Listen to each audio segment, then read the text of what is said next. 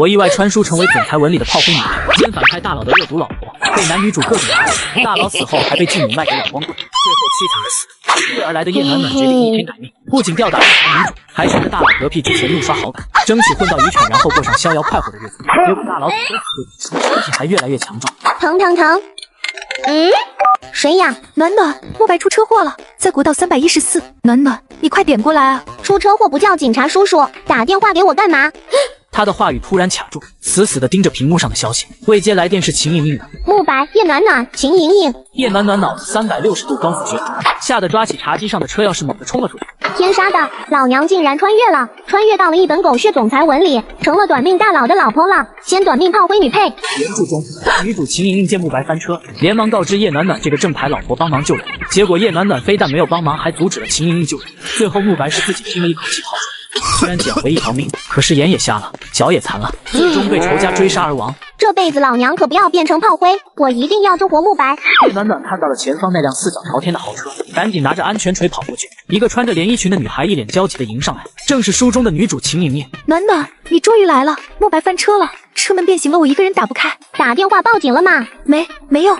暖暖高高举起手中的安全锥就要朝车门砸下去，秦莹莹猛地扑上来抓住他。暖暖，我知道你厌恶慕白，想尽办法要和他离婚，可是你也不能杀人啊！滚一边去！特么车子都快要爆炸了，你搁这儿演什么白莲花呢？叶暖暖用力甩开了秦莹莹，后者翻倒在地，直接晕了过去。半昏半醒的慕白听到了争执声，隐约可以看到对方冷肃的脸，在火光的照耀下显得更加神秘。这女人为了摆脱我，准备痛下杀手吗？如果有机会生还，我一定会让这个女人付出代价。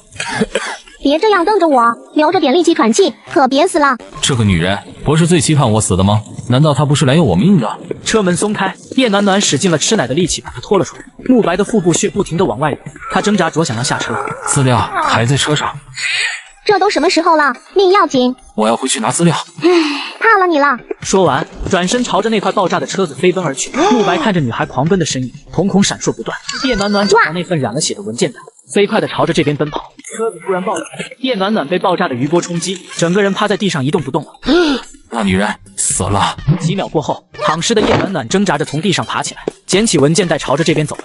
妈呀，真是吓死我了！刷点好感我容易吗？简直比坐云霄飞车还要刺激。叶暖暖抬头看了一眼流血的慕白，连忙启动车子朝着最近的医院开去。原著里的我做要害的大佬又瞎又瘸，这次我来的那么快，应该不会错过抢救时机吧？喂，死了没？慕白听到他的话，那双满是寒霜的眼杀伤力十足，眼神那么凶悍，十有八九瞎不了。不过反派大佬就是大佬，哪怕受了重伤也杀伤力十足。很快到了医院，快来人啊！我老公要嘎了，快救命啊！闻言，几名医护人员连忙冲了过来。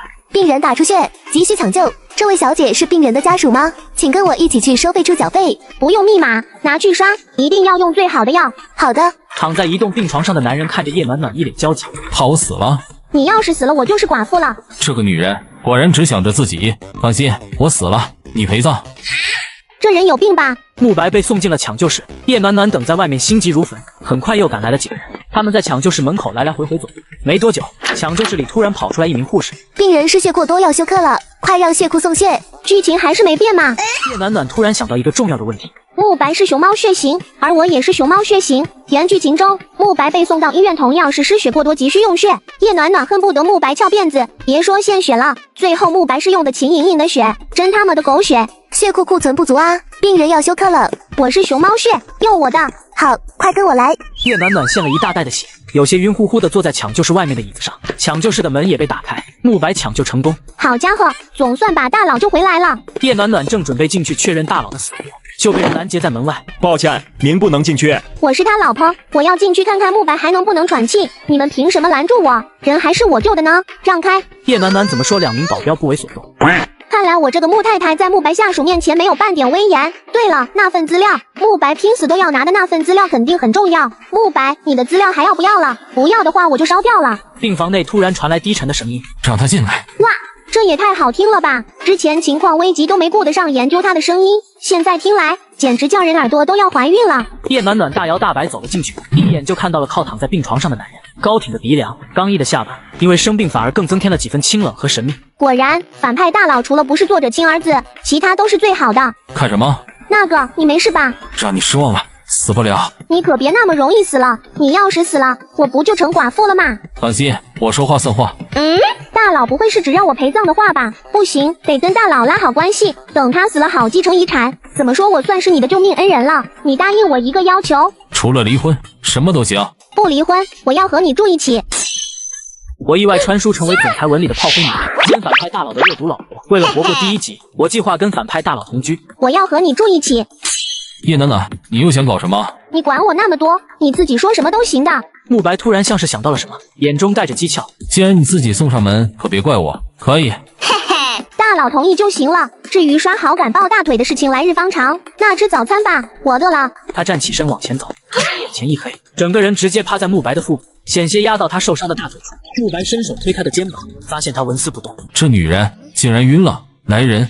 穆总，太太是惊吓过度，加上一口气抽了太多血才会导致昏迷，输点营养液很快就会醒过来。这个女人怎么会拼了命的救我，还给我献血？叶暖暖迷迷糊糊间感觉有一道奇异的视线落在自己身上，不由得心头一跳。大佬为什么这样盯着我啊？肯定对我的身份产生了怀疑。那不如就顺着医生的话，假装被车祸和爆炸吓得不轻，然后性格发生了细微的转变。想到这里，他的身子蜷缩了起来。慕白，血爆炸好可怕，慕白别死，我不跟你闹了。慕白看着他脸上的害怕，眼神微沉。叶暖暖，你不要死。叶暖暖，醒醒！再不行，我就把你丢出去喂鱼。你还有没有人性啊？我刚累死累活把你救回来耶！男人收回了视线，不再理会他。外面突然传来高跟鞋落地的咔咔声，伴随着一道柔软的女声传进了他耳中。阿白，你怎么样了？大女主来了。叶暖暖看到妆容精致的秦莹莹站在病床前，一双漂亮的大眼眸里蕴含着淡淡的忧郁感，让人忍不住想要呵护。男人都喜欢这款看起来急需被保护的小白兔，身高体软好推倒。阿白，我好怕你出事啊！秦莹莹正要难过的哭出来，视线里突然闯入了一个叶暖暖。暖暖，我来看看阿白。秦莹莹双手不经意地摸了一下自己额头上的淤青，那是叶暖暖的杰作。受伤了？没事。怎么弄的？秦莹莹为难地看了一眼叶暖暖，这女人要作妖。她连忙猛地拉住秦莹莹的手臂。莹莹，我昨天急着把阿白送医院，都顾不上你，那一下摔惨了吧？哎，这都过去1晚上了，你怎么也不懂得去包扎一下呢？你看你有时间去补妆，怎么不去包扎伤口？想在谁面前装可怜呢？等小姐专职绿茶婊。叶暖暖总感觉秦莹莹不像书上写的那样单纯无辜。原著里叶暖暖和秦莹莹看似姐妹情深，实际上都是为了找机会挖墙脚。这女人肯定不怀好意。我没事的。昨天暖暖拿了锤子砸门，我以为她想对你不利，都是误会，一点小伤而已。确实，和我老公比起来，你这就是小伤，血都没流。老娘可是还贡献了400cc 的熊猫血呢。这女人什么时候变得这么牙尖嘴利了？我去洗个水果吧。来者是客，怎么能让你动手呢？这种事情应该我这个家属来做啊。这话是在宣示主权，秦莹莹只能默默收回手。这个女人受了惊吓之后，脑袋变得更机灵了。阿白，你觉得怎么样？有没有哪里不舒服？水果来了。叶暖暖立刻窜出来，力道不轻地把果盘放在病床柜上。秦莹莹被吓了一跳，到嘴的话全都咽了回去。果然，这个大女主时时刻刻都想要套牢大佬。慕白，吃点水果吧。男人淡淡的扫了一眼果盘，没有反应。早就猜到这个男人不会领情，何况他的白月光在面前呢？秦小姐，你是哪里买的便宜货？不是进口的高端水果吧？怪不得慕白嫌弃。虽然说勤俭节约是好事，可是你怎么说也已经被秦家认领回去了，名义上已经是千金小姐了，这消费观可不能还停留在管家养女的那个层面啊！知道的说你勤俭朴实，不知道的还以为秦家苛待了你呢。听到这话，秦莹莹的脸色立刻难看几分。暖暖，是因为这水果没洗干净。哎，平常这种事情都是保姆做的，我还从来没做过。别说洗水果了，就是厨房长什么样子都不知道。真羡慕秦小姐，从小被管家收养，肯定独立自主，什么事情都会做吧？这是在炫耀她是正经的豪门贵女，我只是个半路出家的假千金吗？口误，差点忘了秦小姐认祖归宗之后就和刘管家没关系了。秦小姐不会生气吧？秦莹莹的脸色更加难看了。叶暖暖这是在讽刺她有了豪门亲爹就抛弃糟糠的养父母，她还不能接话，反驳了就是埋怨秦家对她不好，不反驳就是嫌弃养父穷酸，怎么说都不对。原著里叶暖暖都是被女主打脸打得啪啪响，这次终于扬眉吐气了。既然阿白没事，我就先走了。阿白那我送秦小姐。秦莹莹只能不甘心地收回目光。慕白看着两个女人一前一后走出去，眼眸眯了眯。这个女人讽刺人的水平变高了，我似乎从来没有认真了解过这个名义上的老婆。对于她的事情，大多都是从别人口中听说的，看来和传言中的不太一样。叶暖暖当出病房门就看到站在面前的一道高大身影，男人高大挺拔，肩宽窄腰，全身上下都充满了生人勿近的威严气势，皮肤有些偏小麦色，整个人看起来就不好惹。艾玛，这是妥妥的大男主陆天明没错了，和整天病怏怏的反派大佬比起来，完全是相反的类型，刚得一比啊！唯一相同的是，颜值都是爆炸级的，难怪把原主迷得神魂颠倒的，甚至为了挖墙脚，还要和女主做出一副姐妹情深的好朋友模样，真是够拼的。秦莹莹见叶暖暖望着陆天明发呆，心中那点怀疑又消散了大半。这个女人果然还是惦记陆天明。她上前拉住陆天明的手臂，一副亲密的姿态。天明，谢谢你送我过来，慕白没事了，我们走吧。陆先生，什么事？这个女人又想黏着我。半开的病房内，躺在床上的慕白能够清楚地看到门口的场景。这个女人当着我的面就勾搭别的男人。我老公为了救你的未婚妻，车子报废了，还受了重伤，这车费和医疗费按理说应该罪魁祸首来出，不过秦小姐刚刚认祖归宗，肯定没脸伸手跟家里要钱。她是你的未婚妻，这赔偿应该由你来承担吧？秦莹莹表情有些难堪，可是她没钱。她把求助的目光看向慕白，结果房门被叶暖暖挡住了，根本看不到里面的人。陆天明冷着脸里取出一张支票，这个够了吧？暂时够用了，如果后续的医疗费用还不够的话，我会再提。陆天明冷着脸带着秦莹莹走了。8位数啊，我发财了，卡里不缺钱，睡觉不失眠。叶暖暖这女人是想要借此机会继续和陆天明联系吗？手段变高明了，很高兴。当然了，这可是1000万。叶暖暖猛然反应过来，一抬头就对上慕白那双深邃带着阴郁的眸子，吓得条件反射的把支票藏到身后。这女人不仅势利自私，但是没想到还贪财。不是说给我的医药费和车费？不要。她明明是金碧豪门的女主人，却为了区1000万坑蒙拐骗。有这么高兴吗？区1000万而已。还有，这不是给我的医药费和车费？你不懂，坑来的钱更香。再说你那么有钱了，不差这一点。况且医药费是刷我的卡。你确定是你的卡？好吧，卡也是慕白给的，可这是1000万啊！反正叶暖暖本来就是嫌贫爱富、势利又自私的性格，争取一下是应当的吧。我救了你一命，这点钱算是报酬吧。叶暖暖，老子的命才值1000万。既然他贪财，如何不知道穆太太这一层身份所代表的价值？说到底，还是因为嫌弃我身体不好吧？想到这里，男人的眼神不由得暗淡了几分。他生气了吗？算了，钱重要，命更重要。他强忍着不甘，把支票递到慕白面前，给你。慕白握住支票，就发现叶暖暖的眼神更加不舍了，他放开了手。拿来吧你！耍我呢？叶暖暖气鼓鼓的走了，助理许大力恭敬的站在病床边。穆总，公司的人听说您住院了，有些蠢蠢欲动。不用管，暗中留意着。是，查一下叶暖暖，让人跟着他，注意他的一举一动。是，平常穆总不都是和穆太太各过各的吗？难道这次车祸和叶暖暖有关？小气鬼，抠门鬼，葛朗胎。叶暖暖一边走一边骂。那么有钱了还惦记我的支票，难怪被老婆嫌弃，被白月光抛弃。对了，那份资料，刚刚聊着竟然把这事给忘了。大佬拼了命也要取回的那份资料肯定很重要，可以拿来刷好感，拿来提条件好了。想到这里，叶暖暖因为损失1000万的失落感瞬间消失，拔腿就朝着电梯处跑去，一转弯就撞到一道硬邦邦的肉墙。痛痛痛！叶暖暖看到对方的脸之后立刻卡壳。大男主怎么还没走？陆天明嫌弃的退后一步。叶暖暖，你又耍什么花招？暖暖，秦莹莹从旁边的厕所里走出来，感情这大男主是在等大女主上厕所呢，真是够绅士的。你是来找天明的？叶暖暖眼中突然闪过狡黠。是啊，陆先生等电梯嘛。你少管我的事。好吧，既然你不想看到我，那我先走了。他故作伤心的走了，随后快速跑到导诊处，满脸惊恐地道：刚刚电梯突然往下掉，差点没把我吓死，你们赶紧把那个电梯封起来，不然要出人命的。导诊处的护士一听这话，立刻联系保卫和后勤，第一时间把电梯暂停。男女主啊，你们就慢慢等着吧。嘿嘿。这边陆天明和秦莹莹等了半天，发现电梯显示正在检修，最后只能走楼梯了。这里是26楼，就算是下楼也够呛的。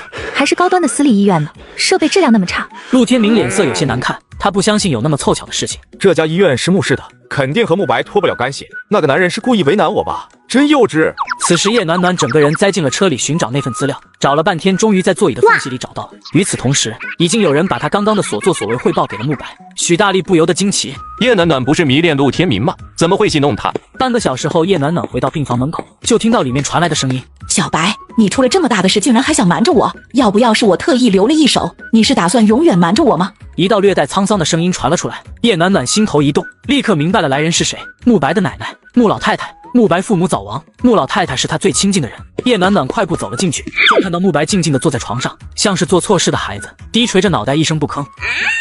果然是一物降一物啊！看来的和老太太打好关系，穆老太太一定会是我夺得遗产的强大助力。暖暖，你来了。叶暖暖赶忙跑到穆老太太面前，一脸乖巧。穆奶奶好。叫什么穆奶奶？你是穆白媳妇，直接叫奶奶就行了。奶奶好。女孩笑起来的时候，嘴角还有2个淡淡的梨窝，煞是可爱。穆老太太的心立刻就软了下来。好孩子，嫁给穆白真是委屈了你了。是委屈了，穆白特别小气，1000万都不给我。你赚那么多钱不给老婆花，难不成是想给外面那些不三不四的女人花吗？可不就是嘛，大佬花钱给秦莹莹砸了不少资源呢。奶奶，您别说穆白了，他都为了那谁受伤了。怎么回事？我听说是为了秦莹莹那女人出的车祸。奶奶，是意外，是我自己没注意。大佬竟然这么袒护秦莹莹，是不是秦莹莹要他的命他都能拱手送上？那我呢，还是要早死嘛。想到这里，叶暖暖的手不由得收紧了几分。穆老太太敏锐地察觉到叶暖暖的情绪变化。暖暖，你放心，有我在，一天绝对不会让这小子欺负了你，更不会让不三不四的女人登堂入室。谢谢奶奶。这女人在奶奶面前装可怜的境界又高了一层，可惜无论如何，奶奶都不会同意离婚的。奶奶，叶暖暖并没有给我带来福运。大师说你25岁命里会有一大劫呢，果然应验了。如果不是娶了暖暖，你这次2只眼2条腿都废了。你现在还有治愈的希望，都要感谢暖暖。如果我没穿越过来，原著中的穆白确实又瞎又瘸。那位大师果然神啊！奶奶，那位大师呢？在哪里？2年前偶然遇到的，再也没碰到过了。暖暖，你也相信大师的话对吧？大师果然神了。穆老太太像是突然找到了知音，2个人拉着手兴奋地聊了起来。倒是小瞧了这个女人，竟然会用这个招数博取奶奶的好感。2人聊了一会，叶暖暖送她离开。暖暖，你抓紧时间和小白生个孩子。小白是个负责任的人，有了孩子肯定会歇了那些心思。我尽力。穆老太太这才满意的走了。回到病房，叶暖暖一下子就对上了穆白那深沉的目光。怀个孩子？这男人有顺风耳吗？你说什么？我听不懂。穆白冷嗤一声，不再看叶暖暖，伸出手去拿那份文件袋。哼，我可是拼了命拿回这份资料。你想如何？我幼小的心灵里留下了极大的创伤，需要补偿。要钱？就当你欠我一个人情，许我一个条件，条件什么的，用来保命最好不过了，真是机智。什么条件？还没想到，想到了再说，不违背人道主义、天地良心，更也不会损害你公司利益，也不是离婚。叶暖暖，你想干什么？你答应我就是了。好。叶暖暖笑起来的样子很可爱，穆白心里那根弦微微触动了一下。叶暖暖，你到底有什么目的？先是故意戏弄陆金明，之后又极力讨好奶奶，现在又拿资料换条件。他发现自己竟然看不懂这个女人。如果我说我顿悟了，想要和你好好过日子，你信吗？我信母猪会上树。我意外传书成为总裁文里的炮灰女人，奸反派大佬的恶毒老婆，被男女主各种压制，大佬死后还被继母卖给老光棍，最后凄惨而死。随而来的叶暖暖决定一天改命，不仅吊打女主，还趁着大佬嗝屁之前怒刷好感。接上集，反派大佬怀疑叶暖暖的身份。如果我说我顿悟了，想要和你好好过日子，你信吗？我信母猪会上树。爱信不信。叶暖暖，你心里惦记谁我不管，但是表面上还要维持穆太太的身份，不能做出格的事情。2年后可以离婚。原著里穆老太太最多只能再支撑1年，大佬这是担心被老太太知道了影响她的身体。虽然大佬凶残暴力，但却是个乖孙。至于惦记陆天明，大男主是大女主的，凡是觊觎大男主的配角都不会有好下场。我还想好好保着这条小命呢，我可以答应，但是同样的，你不能和秦莹莹有什么越轨行为。你没有权利过问我的事。奶奶刚刚还叫我要常常去看看她。这个女人竟然拿奶奶来威胁我了。行，我答应你。哇哦，免死金牌到手了，还压了大佬一回。他也知道见好就收的道理，把手上的资料递给穆白。到底什么资料能让你连命都不要了？会要人命的东西，敢看吗？我一点兴趣都没有。穆白看着叶暖暖落荒而逃的样子，嘴角不自觉勾了勾。这个自私又势利眼的老婆还有些可爱。目光落在文件盖上，穆白陷入了沉思。叶暖暖找了医院附近一个小吃摊填了一下肚子，还给大佬打包了一份点心。刚来到病房门口就被保安拦住了。干嘛？难道穆白拿到资料就翻脸不认人了？穆白，你个骗子！让他进来。叶暖暖气鼓鼓地走进来。刚才骂谁？骂卖包子的老板。你看我给你带了汤包，味道不错的。哪家的？医院侧门口有一摊，生意不错，还等了好一会呢。这女人竟然给我买路摊小吃，是打算用这种方法来逼我离婚吗？拿去扔掉。浪费食物可耻。你是在暗示我只配吃这种垃圾食物吗？确实是这个女人的作风，无时无刻不在嫌弃我，提醒我配不上她。你不吃就算了，不是说浪费食物可耻吗？那你就吃掉。大佬是以为我会觉得被侮辱气氛难当吧？那我应该要配合一下。他立刻露出愤怒又委屈的表情。穆白，你太过分了。慕白发觉自己竟然有些招架不住他那楚楚可怜的目光。别看着我！叶暖暖愤愤地拿着包子准备往外走，在这里吃，别想偷偷倒掉。大佬怎么那么幼稚？于是叶暖暖表面悲怆，内心欢愉地把汤包吃掉了。真香啊！总觉得有哪里不对劲。叶暖暖吃饱喝足，起身的时候突然踢到了一旁的病号拖鞋，空气有一瞬间的寂静。还说是高级 VIP 病房呢，怎么连东西都整理不好？差评！说着，若无其事地走到卫生间去扔食盒。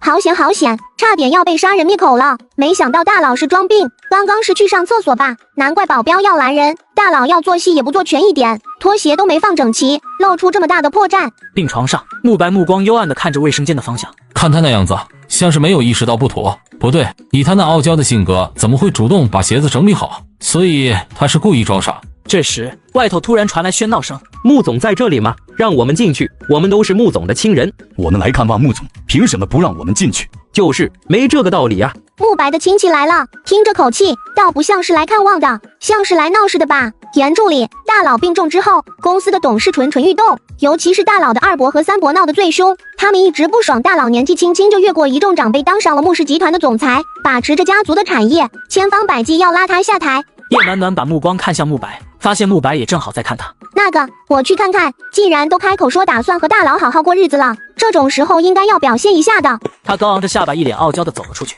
吵什么？病房外面站着好几个男人，几人一看到叶暖暖，不由得有些惊奇。众所皆知，叶暖暖嫌弃慕白，整天想着离婚。慕白住院，他竟然会在这里守着，是来看看他死了没有吧？叶暖暖，我们要进去看望穆总。叶暖暖，穆总现在怎么样了？半死不活了，真是晦气！我这婚还没离呢。那我们进去看看穆总。说着就要往里走，被保镖拦下了。我们来看望穆总，这样拦着算怎么回事？叶暖暖，你让这两个保镖退开。跟我说有什么用？他们又不听我的。那你进去跟穆总说说，让我们进去呗。你们在说笑吗？慕白能听我的。两位董事，这时许大力从走廊尽头走了过来。许助理，你来的正好，我们看望穆总，这两个保镖不让进去。两位董事稍等，我进去和穆总说明一下。过了约莫10分钟，两个董事才进去。叶暖暖跟在两人身后一起回了病房。慕白看起来神采奕奕。二伯，三叔，那个白发男人二伯开了口：你伤势如何？什么时候能出院？伤得不重，过几天就能回家了。叶暖暖想到刚刚许大力进病房折腾了10分钟之久才把人请进来，立刻明白了。大佬这是故意要装作自己没事的样子，让这两个董事以为他是在硬撑。刚刚许大力折腾那么久，也是给人一种他们在准备的感觉。想到这里，叶暖暖立刻准备来一波神助攻。不是说眼睛和腿没得治了吗？怎么就能出院了？叶暖暖的话一出，许大力的表情僵了一下。你听错了，穆总的伤势并不严重的。说完还暗中给叶暖暖使了一个眼色。怎么会听错了？我明明听到医生说能捡回一条命就是奇迹了。叶暖暖，你先出去。叶暖暖对上慕白那犀利的目光，立刻怂了。两个董事看着叶暖暖离开的背影，眼中金光闪烁。病房内，两名董事走后，许大力才开口：刚刚叶暖暖的表现误打误撞帮了我们一把，那两名董事会更加认定您是在硬撑。本来还打算搞一个病危抢救的假象，现在看来应该不用了。误打误撞？显然不是。那个女人比我想象中的聪明多了，知道怎么做对自己有利。叶暖暖的资料查得如何了？已经在调查了，表面的信息好查，一些深入点的资料需要时间，尽快。是。叶暖暖回去只看到慕白一个人靠坐在床头，面前病床桌上放着一台笔记本电脑，男人修长的手指轻轻敲打着键盘，全身散发着一股稳重内敛的气息。大佬认真工作的样子，颜值又上升了一个阶层。不是说大佬病殃殃还脾气暴躁吗？怎么跟书上写的不太一样？慕白察觉到叶暖暖的视线，心中微动。他这会是在盘算着要找机会查看我的电脑吧？最近正好和陆氏集团有一个项目竞标。谁知道叶暖暖看着看着困了，干脆起身一个翻身躺在了沙发，很快睡着了。炮灰女配惨遭大佬怀疑，她却直接呼呼大睡。她再次睁开眼睛的时候，鼻息间充斥着食物的香气，一转头就看到吃晚餐的男人。这些大佬一个人肯定吃不完吧？吃不完又要扔掉吧？那我帮着吃，其实是替他排忧解难。叶暖暖干脆坐到床边，不客气地吃了起来。你一个人肯定吃不完，我帮你一把，不用感谢我。这老婆不止自私自利，还厚颜无耻。叶暖暖直接干掉了面前的一盘牛排，又把目光看向大佬那盘鹅肝。你不吃吗？慕白没有说话。那我帮你吃掉好了。叶暖暖感觉吃的有些撑，干脆出去外面溜达消食。这边许大力正在汇报叶暖暖的资料。继母对她好吗？大家都说叶暖暖碰上这么一个继母是走了好运，他继母对自己亲生女儿都没有对叶暖暖好，总是给叶暖暖买各种各样的奢侈品，叶暖暖想要什么就有什么，可偏偏叶暖暖是烂泥扶不上墙，自私自利，嫌贫爱富，没什么本事，还一堆的公主病。叶暖暖的继母对她很好，这分明是故意养废的，难怪那女人看着嚣张跋扈，实际上就是个外强中干的纸老虎，一个车祸就吓成那样。慕白眉头蹙了蹙，所以那个女人明明出身豪门，却那么贪财，明明是千金小姐，却一副无赖的样子。你说人在什么情况下会突然改变一贯的作风？遇到重大变故，又或者别有目的的时候。那目睹车祸经历爆炸算吗？如果是社会阅历浅、心思简单的人，倒是有几分可能。缺乏社会阅历，心思简单，那个女人看着可不像是心思简单的。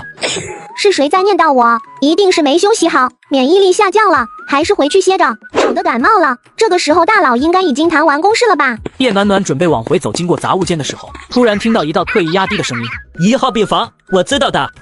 1号病房不是大佬所在的那间吗？放心，摄像头放在工作排里了，反监测的，保镖发现不了的。”然后就是清洁车移动的声音，叶暖暖神经一紧，立刻猫着步子悄无声息地离开了。我想起来了，原著中大佬重伤住院之后，大佬的亲戚为了探究大佬是不是真的病重，各种手段探查真相，其中一个就是叫人假装成医院保洁混进来，果然是一群老狐狸，不是几句话就能打发掉的，看来还得再帮大佬一把。叶暖暖装作若无其事地瘫到了沙发上玩手机，没多久，外头传来清洁车推动时候的咕噜声，坐在沙发上的叶暖暖精神一紧，来了。随后一个戴着口罩和手套的保洁员走了进来，叶暖暖假装起来倒水喝，一回头手上的杯子就撞在保洁员的身上，水瞬间弄湿了他的鞋子。你搞什么？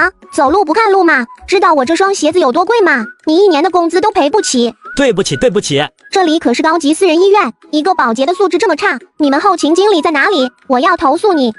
对不起，都是我不好，我给你擦擦鞋子，你别投诉我。说完就要蹲下身子给他擦鞋面，叶暖暖连连后退，脸上满是倨傲和厌恶。你竟然用这么脏的手碰我的鞋子，你是故意恶心我的吗？我一个小人物，小姐您大人大量，就别在我身上浪费时间了，我自己去跟经理说。说得对，我身份尊贵，你自己去请罪，赶紧滚吧。是。保洁员灰头土脸的走了，走的时候匆匆看了一眼慕白。许大力从头到尾看着叶暖暖撒泼，不由得皱起眉头。穆总说他变了，看来确实是变得比以前更讨人厌了。叶暖暖，你把保洁骂走了，我们病房的卫生谁来搞？你不是人吗？助理不就是要负责老板的一切生活起居吗？算了，这个女人不可理喻，没什么好争辩的。这般想着，许大力重新联系了医院后勤经理，叫对方换一个保洁员。后勤经理连连道歉，今天的保洁家里有突然情况请假了，我找了其他楼层的人顶替，没想到他竟然犯这种错误，实在抱歉，我立刻开除了他。挂完电话，许大力不由得皱了皱眉。这层都是高级 VIP 病房，所有的医护都是配备最好的，包括保洁也比一般的保洁更加专业尽责，怎么会突然请假？许大力想到什么，脸色立刻沉了下来，拿起手机开始发信息，查一下今天医院保洁员。叶暖暖见许大力已经意识到保洁员有问题，心下安定了几分。我回家换一双鞋子。叶暖暖走后，慕白缓缓睁开了眼睛，黝黑的瞳孔望着门口的方向。穆总，刚刚那个保洁有问题，我已经让人去调查了，只是没想到叶暖暖误打误撞的把对方揭露了。慕白低垂着眼看着刚刚飞溅在地上的水渍，是小何吗？穆总，您是怀疑叶暖暖故意的，可是他怎么知道那个保洁有问题？就算真知道了，干嘛不直接揭穿他，还要拐弯抹角？他想干什么？他说要试着和我好好过日子，你觉得这话的可信度是多少？10%。继续派人跟着他，特别注意他是否有和陆天明联系。是，如果他真洗心革面了呢？如果是这样，那看在奶奶的份上，穆家不缺他一口饭。但是如果他是别有目的，就让他重新投胎。叶暖暖躺在浴缸上，突然感觉后背发寒，难道是泡太久，冷到了？第二天，叶暖暖是被急促的手机铃声叫醒的。喂，暖暖，记得今天的试镜，9点半别迟到了。叶暖暖突然想起原主非科班出身，但秦莹莹已经是小有名气的2线明星，为了把秦莹莹比下去，死活要出道做演员，最后被继母忽悠着签约了一个巨坑经纪人，这次是要去试镜一个电影的女4号角色。经纪人告诉叶暖暖，这个角色早就内定是她了，所以叶暖暖一脸傲娇的去了，还嚣张无比的大放厥词，最后被打脸打得啪啪响。叶暖暖赶在9的时候抵达，刚进门就听到了一道嚣张至极的声音：我们家艺人那是天生的演技派，就算不是科班出身，演技也吊打一群影视专业毕业的学生。叶暖暖远远的就看到一个穿着 T 恤运动衫的女人，对着一群等候的试镜者絮絮叨叨着。不用猜，这女人肯定是我的巨坑经纪人刘慧清。你家艺人是叶暖暖吧？人呢？我家艺人还没到呢。康导可是出了名的严厉，最讨厌试镜迟到的，况且这次可是陆氏集团投资的大制作，竞争很激烈的，叶暖暖还不来，估计只能与这部电影无缘了。切，你们能和我们暖暖相比吗？我们暖暖可是天才，实力派演员，也不妨透露消息给你们，这次这个角色，刘慧清，闭上你的臭嘴！刘慧清话到一半，身后突然响起来冷傲的女声，她对上叶暖暖那双似笑非笑的眼眸，愣了一下，态度立刻发生了180度大转变，谄媚又狗腿。暖暖，你怎么现在就来了？提前半小时来好做准备，不是说9点3开始吗？大家都已经到了。活动其实是9点开始。刘慧清有些心虚，赶忙转移话题。你匆匆赶来累了吧？我给你倒杯水去。叶暖暖眼神冷冷地扫了刘慧清一眼，又看向其他等候的试镜者们。前辈们好，我是新人叶暖暖，今天主要来学习混经验的。叶暖暖语气谦逊，表情温柔，一下子给自己拉回了几分好感。刘慧清看到这一幕，立刻走上来，有些不满道：暖暖，你可是未来的影后，不用这样对他们低声下气。穿越城市8线明星，差点被恶毒经纪人毁了前程。你是评委吗？还是你能颁奖给我？你没法颁奖给我就别说这种话，省得丢人现眼。对不起，是我说错话了。刘慧清连忙上前要给他按摩，被他拒绝了。连试镜时间都搞不清楚，万一眼瞎把我的肩膀给夹断了怎么办？刘慧清只能尴尬地退到一旁。虽然叶暖暖还是那副嚣张跋扈的样子，可是好像哪里不一样了。9点10分，试镜正式开始。开始吧，1号。这场戏要演的是一位刚刚失去孩子的母亲抱着孩子的尸体伤心欲绝的场面，可道具却是一个洋娃娃，对着那样一张充满喜感的脸，不笑出声就需要强大的自制力了。第一个上台试镜的是新人，他上台之后立刻扑通一声跪在地上，抱起嚎了2声，一滴眼泪都没有。卡，你是来表演你的大嗓门的吗？没有演技就趁早滚回模特圈去。下一个。连续几个艺人上台试镜都被半路叫停，导演勃然大怒。我要的是一名刚刚失去孩子母亲的悲痛感。你是来演午夜幽魂的吗？妆化的这么浓，打扮这么妖艳，不知道的还以为死的是私生子，你在庆祝呢。轮到叶暖暖了，她是最后一个试镜者，正准备走上台，突然一名工作人员走进来，在康导演和制片人耳边说了句什么。叶暖暖心中明白，大男主来了，这是陆氏集团投资拍的电影，男主估计是来捧女主的。很快，陆天明带着秦莹莹出现在众人眼前。陆天明，陆氏集团总裁，英俊又多金，这样的男人哪怕多看一眼也是赚啊。刘慧清一脸激动地推了推叶暖暖的肩膀。陆天明来了，上去搭讪啊，暖暖。叶暖暖不为所动。那边，陆天明和导演已经简单交谈过了。秦莹莹的档期没有冲突，康导可以让她试一试。果然如此。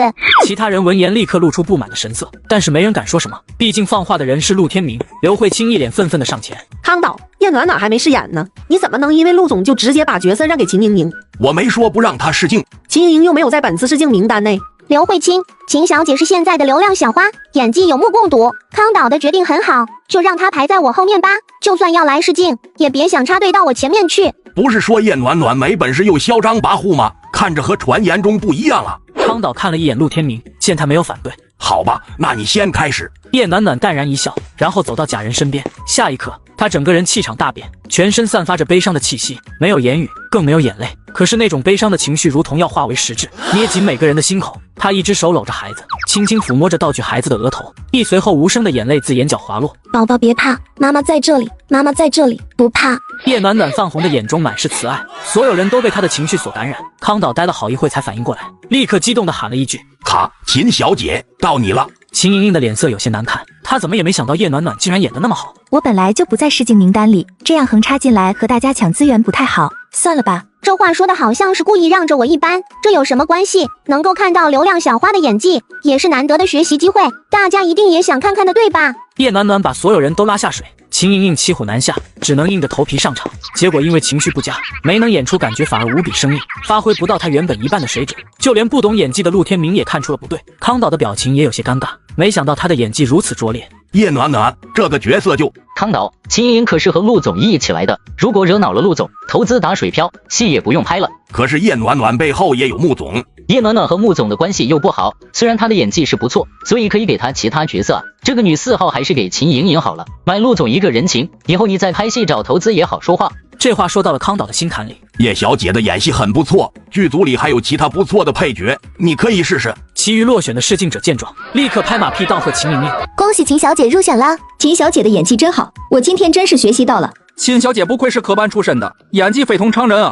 众人吹捧的语气带着几分嘲讽，秦莹莹脸上的笑容有些僵硬。叶暖暖看到大女主吃瘪，心情瞬间大好。大家虚夸了，叶暖暖的演技有目共睹，比我更加适合这个角色。而且我突然接工作，经纪人那边不好安排行程，所以多谢导演的好意了。那真是遗憾，以后有机会再合作吧。叶暖暖留下来和导演谈合同。刘慧清口气嚣张，我们暖暖的身份可不一般，片酬至少要8位数起步，就6000万吧。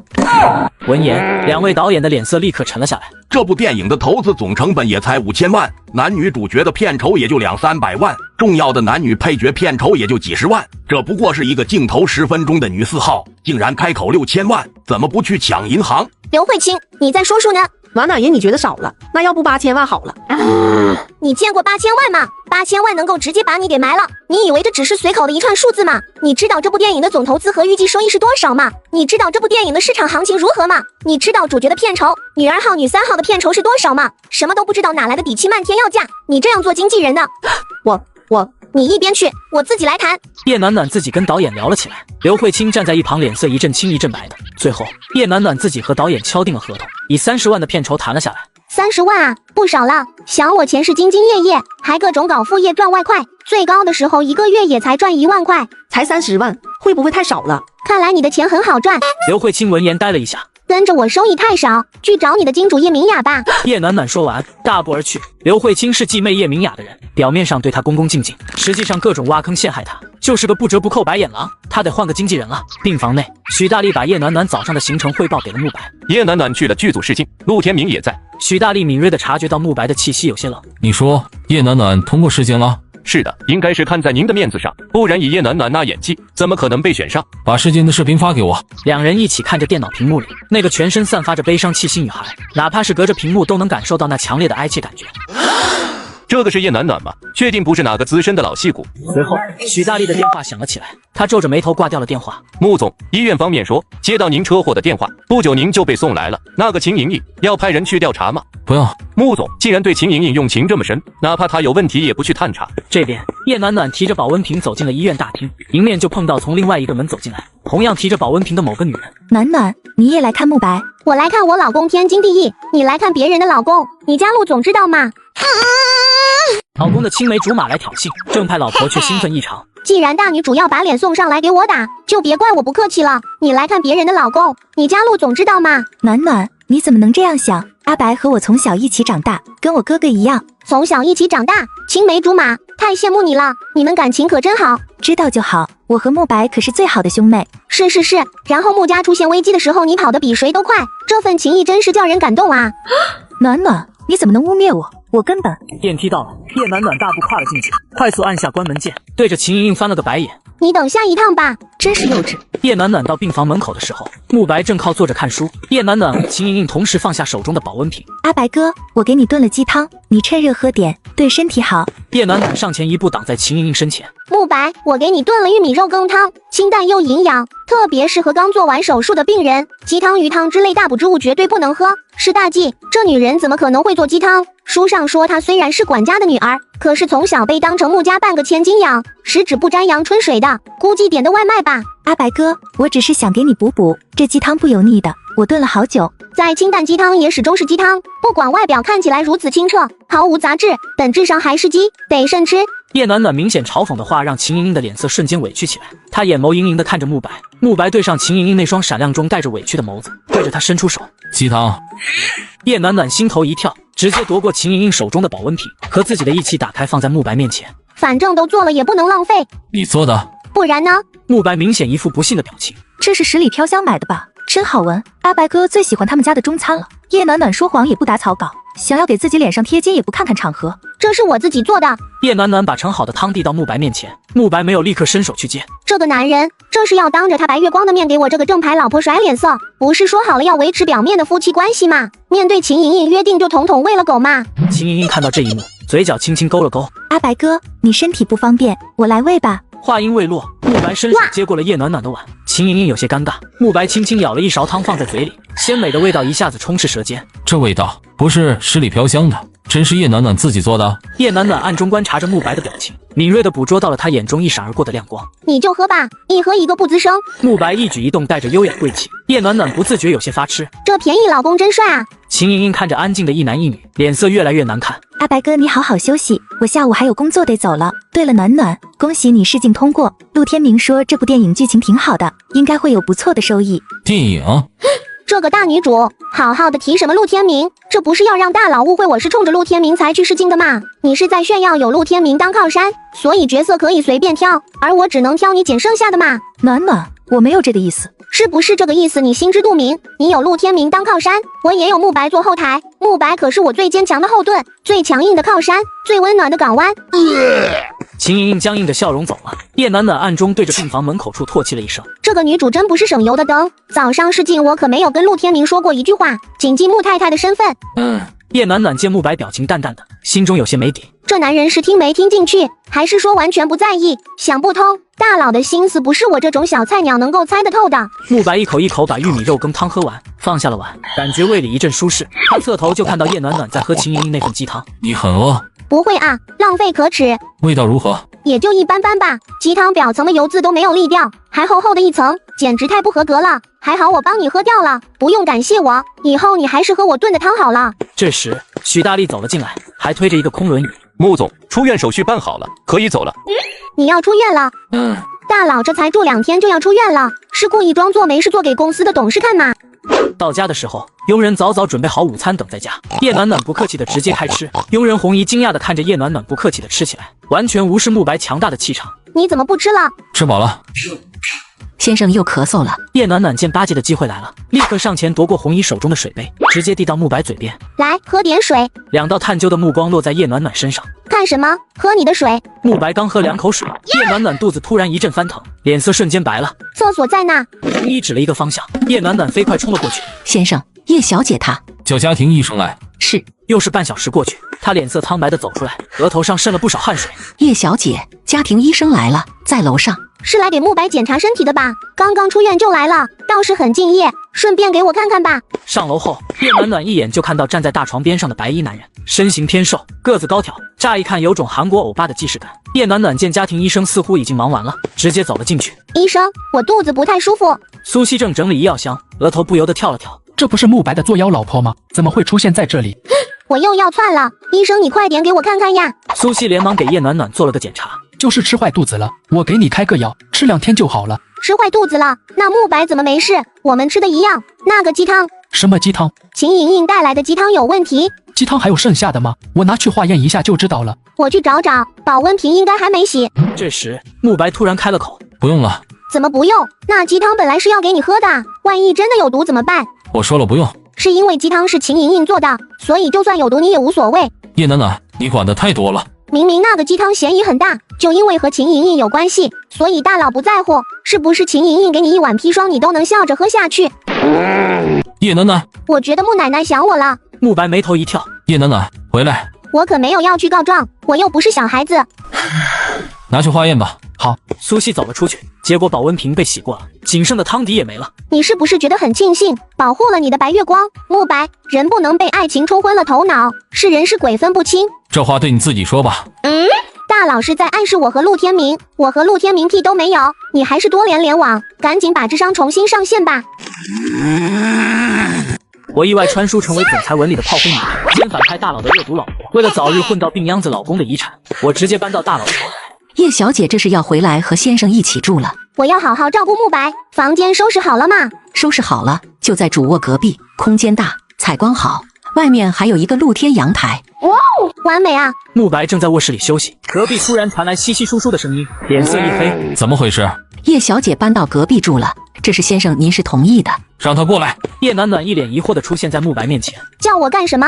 换个房间。为什么？很吵。原著上说慕白身体不好，经常咳嗽是一方面，睡眠质量也差，一点点声音都能睡不着。没想到他敏感到这个程度，那我不弄了就是。搬到楼下去。这男人心眼真小。叶暖暖连忙倒了一杯水递给他，他突然想到书上好像有一句话提到慕白的睡眠，说有一次听到了某首歌就神奇的睡着了。至于什么歌书上没写啊，你睡不着的话，我给你唱歌吧。慕白正要拒绝，叶暖暖好听的嗓音就传了出来。心里种下一颗种子，哒啦滴哒啦，它能实现小小愿望，有神奇魔法。温柔绵软的声音，仿若天籁之音，让他有一瞬间的愣神。歌声如同有洗涤人灵魂的魔力，慕白内心的烦躁被渐渐扫除，然后眼皮子越来越沉，最后失去了意识。唱歌竟然真的有用？难道误打误撞猜对了？又或者是只要唱歌都行？不管如何，总算是抓到大佬一个弱项了，开启刷好感的第一步。叶暖暖轻手轻脚地走出了卧室。先生睡了。通常房间内有人，先生是睡不着的。叶小姐真厉害。嘿嘿，也不看看我是什么人，人见人爱花见花开，风姿卓越国色天香，仙姿玉貌完美无瑕，再傲娇的男人也要拜倒在我的石榴裙下。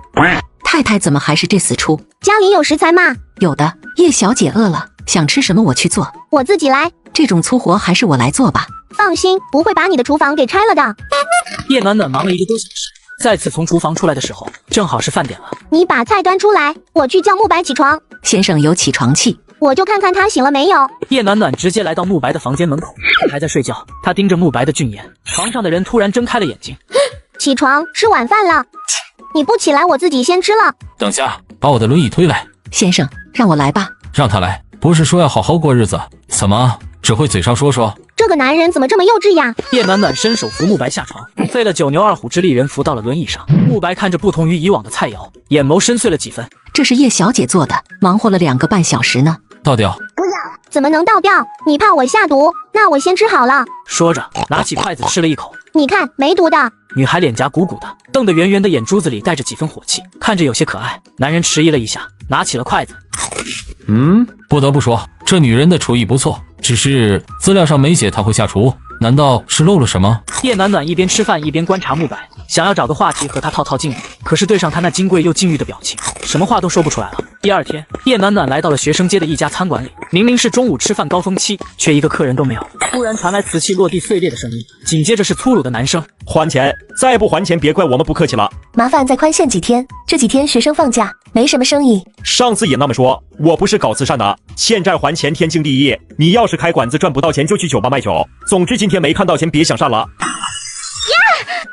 叶暖暖心头一紧，连忙跑了进去，就看到几个身形粗鲁的男人围着一个穿着廉价运动衫的女人，女人的头发被狠狠扯住，脸上满是倔强，眼角处有泪花闪过。厨房的角落处，一个穿着服务员装扮的女孩蜷缩在那里瑟瑟发抖。住手！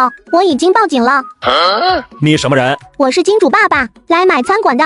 几人一听都愣住了。你不是在网上挂出来要转让餐馆吗？你要买？卢新颖不太确定地追问一句，话语中满是怀疑。我看中你的餐馆了，可以的话现在就谈谈价格，钱货两讫。至于你们之前的恩怨，等我谈完了再说。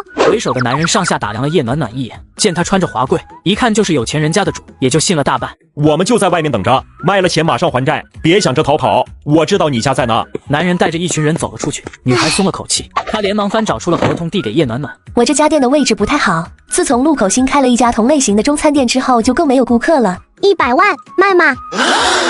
这太多了，30万就可以了。这家店不值那么多钱的。你果然不适合做生意，再经营下去，迟早要亏大发。经营的这几年亏了不少钱吧？按照现在的房产物价行情，你这店面70、80万要有，加上装修估算是20万，100万是市场价，大家都不亏。我猜你根本没有去调查过市场吧？卢新颖被叶暖暖的话说的又是一阵脸红。新颖，你快答应啊，这可是100万啊，够还债了。叶暖暖看了一眼那名纤瘦柔弱的女服务员，眉头蹙了蹙，对这种和秦莹莹一个类型的女孩，本能的没有好感。可以的话，现在就一手交钱一手交货，回头再去有关部门把店铺的持有人姓名改了。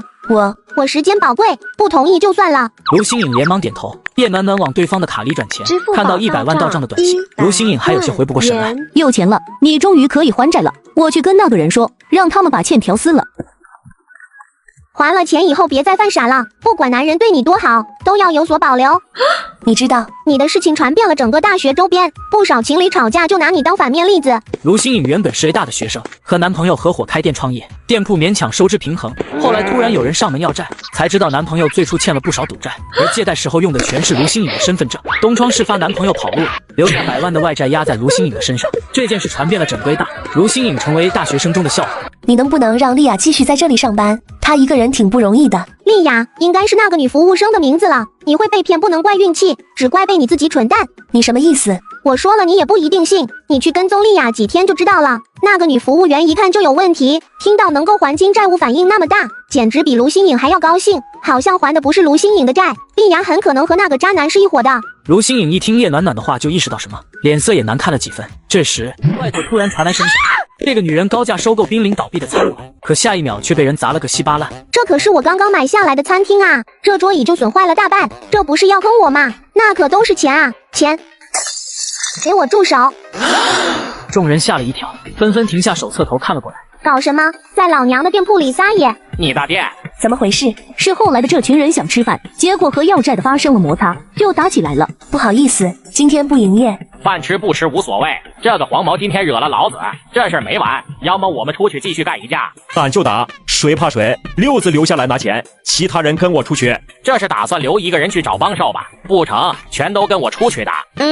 后来的男人明显是故意找茬的，还是找那些要债者的茬。他看了一眼卢新颖，见他并没有发现问题的样子，无语的翻了个白眼。你把钱先还了，好让他们安心的出去打架。这家店现在是我的了，你们有什么恩怨外面说去，在这之前先把桌椅的损失给赔了。那个为首要债男一听有钱拿，也顾不上挑衅者了，连忙跟卢新颖要钱。卢新颖立刻把钱转到指定账户，对方这才罢手。赔偿损失10万。叶暖暖对着那些闹事者伸出手，几人互相对望一眼，收了一条短信后，才拿钱出来。喂，这架还打不打？先不打了，我爸怀孕了，我要回家接生。说完匆匆离开了。要债者见钱到手了，也不再纠缠，一窝蜂离开了。好可怕，那些都是什么人啊？不像是来吃饭的，也不清楚。这时又进来了一个人，男人一身品牌运动装，面容俊朗，步履稳健，全身散发着干练的气息。这个应该就是我要等的人了，吴景志，卢新颖的哥哥，未来的金牌经纪人。叶暖暖是冲着卢新颖的哥哥来的，他刚开除了刘慧清，需要重新找一个经纪人。卢景志是不错的人选，当然更重要的是他想要截胡女主。原助理秦莹莹无意间走进了这家餐馆，见到卢新颖被刁难，于是帮他还了债。然后卢景志得知秦莹莹的善举，破例收了他做自己手下的艺人。从此卢景志带着秦莹莹在娱乐圈里大杀四方，祝秦莹莹发光发亮。哥，你怎么来了？你把店铺卖了？卖给这位小姐了。卢景志把目光落在叶暖暖身上，犀利的目光扫视着她，似乎要把她看穿。叶暖暖，你认得我？您在圈里可是出名的黑料女王，介意不说话？两人在隔壁一家店坐下，卢景志直接递给叶暖暖一张银行卡，里面有100万，算是你帮助新颖的大限，店铺还是归你。这和我预想的不太一样啊，不是应该直接签下合约，成为艺人和经纪人的关系吗？叶暖暖干脆开门见山，我刚刚解雇了我的经纪人。听说了，但是我不会带你。你的演技太烂。我不要你的钱，你如果不想带我也行，你答应我一个条件。什么条件？永远不能和秦莹莹合作。我和秦莹莹不熟。你答应我就是了。可以。不能和卢景志签约有些遗憾，不过能够断了秦莹莹一个臂膀也是不小的收获。正想着，前方的男人突然接了一个电话，说了一声好之后回头看向他。我可以带你，但是你要听从我的安排。哇哦，工作上都听你安排。两人聊了好一会才离开，刚走到中餐馆门口的时候，听到了一道熟悉的声音。天啊，这里怎么变成这样？学姐，那些人又来找你麻烦了吗？你有没有受伤？听到这个声音，叶暖暖跟在卢景志身后进了店里。刚踏进店门，就看到餐厅中央的秦莹莹从包包里取出一张银行卡递给卢新颖。学姐，这卡里有100万，你拿去还债吧。学妹，我们才刚认识，这么大数额我不能要。学姐，你不用觉得不好意思，我现在是演员了，这点钱还是有的。和卢新颖这个创业失败的人相比，秦莹莹的话怎么听都有种炫耀的意味。真不用，我的店铺卖掉了，债刚还清了。怎么会？这个店铺最多也就30万，卢新颖可是欠了100万，你卖给谁了？学姐，小心被别有用心的人骗了呀！卖给我了。秦莹莹愣了一下，回头才看到叶暖暖和卢景志站在身后，在看到卢景志的时候，眼神闪了一下。这女主果然不是什么纯良圣母，心机深着呢。叶暖暖，你怎么会？怎么允许黄鼠狼给鸡拜年，不允许我花钱买个餐馆？暖暖，你怎么能这么说？我是真心想要帮学姐。叶暖暖懒得跟他争辩，转身离开了。既然学姐的事情解决了，那我先走了。叶暖暖，秦莹莹追上来，叶暖暖口气带着几分火气。你是故意的？哦，我怎么故意了？你知道卢新颖的哥哥是知名经纪人，所以故意和他套近乎。你想让卢景志带你，把你捧红。原来你是抱着这个目的啊！100万是你全部的积蓄了吧？啧啧，秦家千金竟然这么穷啊！叶暖暖，你别装傻，我就故意的又如何？不服气，你咬我啊！本想靠自己的本事签约优秀的经纪人，被叶暖暖搅和。秦莹莹气得差点背过气，但又拿叶暖暖没办法，又坑了女主一把。叶暖暖回到家时的嘴角都是上扬的。别墅书房内，慕白正在打电话。你怎么突然关心起自己老婆的事业了？你问题太多了。外头传来叶暖暖的口哨声，她赶忙挂掉了电话。叶小姐，慕白呢？先生在书房从早上到现在了，我劝他休息，可是他非不听，午饭也没吃。这男人就算是装病也不用这么较真吧，连饭都不吃，至于吗？我去看看。叶暖暖说着大步朝楼上走，一眼就看到坐在书桌前表情苍白的男人。听说你不吃饭，是打算饿死？叶暖暖连忙上前去给他水，顺便伸手轻轻拍打他的后背。慕白咳得很剧烈，听得叶暖暖一阵心悸。这男人身体弱成这样，不会还没被男主 KO 就先病死了吧？这女人是在嫌弃我吧？你怎么样？有药吗？叶暖暖漂亮的大眼睛里满是担忧。慕白突然心里漏了一拍，这个女人很会做戏，肯定是在演，不能上她的当。没有，书上不是说慕白有在吃药吗？难道记错了？别工作了，去躺着休息。不用，死不了。是死不了，可是会半死不活。听说有的人病久了没有在意任由发展，结果没死成反而大小便失禁了，黄色的屎从菊花拉出来，粘在屁股上一坨一坨的，还臭气熏天。叶暖暖，你怎么这么粗俗？话虽然不好听，但这是事实。你和那个大小便失禁的病人的前期状态很像，小心着点。见慕白没有反抗，叶暖暖打算把他推回卧室，突然傻眼了。红姨去买菜了，我一个人怎么搬得动这个大块头？这个男人130斤总有吧？慕白见到他这表情，突然愉悦了不少。怎么，不是说要洗心革面，这点事情都不愿意做？我说的是要好好过日子，不是要好好当保姆。叶暖暖双手穿过他的腋下，一个发力把慕白往上抬，结果抬不动。这个男人竟然一点都不使力，绝对是故意的。没吃饭吗？力气这么小。叶暖暖狠狠抱紧，手站了起来。慕白猝不及防，整个人往前栽倒，高大的身躯直接压在叶暖暖身上。慕白看着女孩的小脸，睫毛又长又翘，皮肤吹弹可破。以前怎么没发现这个女人还挺漂亮的？痛痛痛！我的腰要断了。慕白低头对上叶暖暖那双快要哭出来的表情。这个女人嫌弃我到这种程度，都要哭了。嫌弃我就滚吧。这男人发什么疯？还不快滚！我觉得这张床很舒服，今天就躺这儿了。说完还大大的摊开四肢，一副恶霸占山为王的架势。反正这个男人装病呢，没办法对我做什么，就算没受伤也不怕。书上说他那方面不行。叶暖暖，你是无赖吗？我就无赖了，你又如何？有力气你把我踢下床啊！你是不是觉得我残废了，所以拿你没办法？你想干什么？现在知道泡了，出去，我要睡觉了。叶暖暖给慕白盖好被子，整理了一下床铺。你先躺着，我去给你弄饭。很快一碗瘦肉面线汤就做好了，热腾腾的香气还在面汤上面飘荡着，一看就让人食欲大开。这个女人厨艺真不是虚的。重做。为什么？我不吃葱。那我把葱挑掉。也不吃蒜。那我挑掉。不吃香菜。是不是也不吃面，不吃鸡蛋，不吃肉，还不喝汤？那你吃屁吧！叶暖暖直接端起碗，拿起筷子自己吃了起来。你不吃我自己吃，饿不死你。真香啊！这女人是想要诱惑我吃面，可笑！简直就是人间美味啊！这都3点了，我就不信慕白不的。况且这男人早餐才吃了一点点，吃饱保真幸福啊！叶暖暖，形象呢？这是在家里又没有外人，形象哪有食物重要？慕白瞳孔微闪，没有外人，他把我当成自己人了吗？那就勉强吃一碗吧。看来表演吃饭的招数有用。叶暖暖把碗递到慕白面前，慕白没有伸手去接。你喂我？你手不是没事吗？大佬不都是傲娇好面子有洁癖的吗？怎么会开口叫人喂饭？怎么不愿意？叶暖暖无奈的夹起面条就往慕白嘴里送。你想烫死我吗？那我吹吹，好了，不烫了。我不吃。话还没说完，面条已经塞进了他的嘴巴里。慕白本能的咽了下去，一吃进去，整个胃都暖了起来。味道不错吧？慕白来不及说话，又被硬塞了一口，直到一整碗面都吃完。你是不是加科技了？为什么这么好吃？就加鸡蛋、瘦肉、面条、香菜、葱油、痛。我不是问你这个。那你问哪个？算了，我要漱口，给我杯水。这人怎么那么矫情？等着。叶暖暖进了卫生间，慕白背靠在床头，眼眸里满是深思。叶暖暖端了脸盆和牙杯到慕白面前。我又不想漱了。啊？叶暖暖，怎么？我要洗脸。稍等。叶暖暖直接朝着慕白的脸上趴去，慕白一下子抓住了他的手。我自己来。这女人真是厚颜无耻，为了钱竟然连这种伺候人的活都能忍着做，小看了这女人的忍耐力。他随意擦了一下脸。我要洗澡。叶暖暖先是一愣，下一秒眼睛亮晶晶的看着慕白。腹肌，嘿嘿嘿，这个我帮你。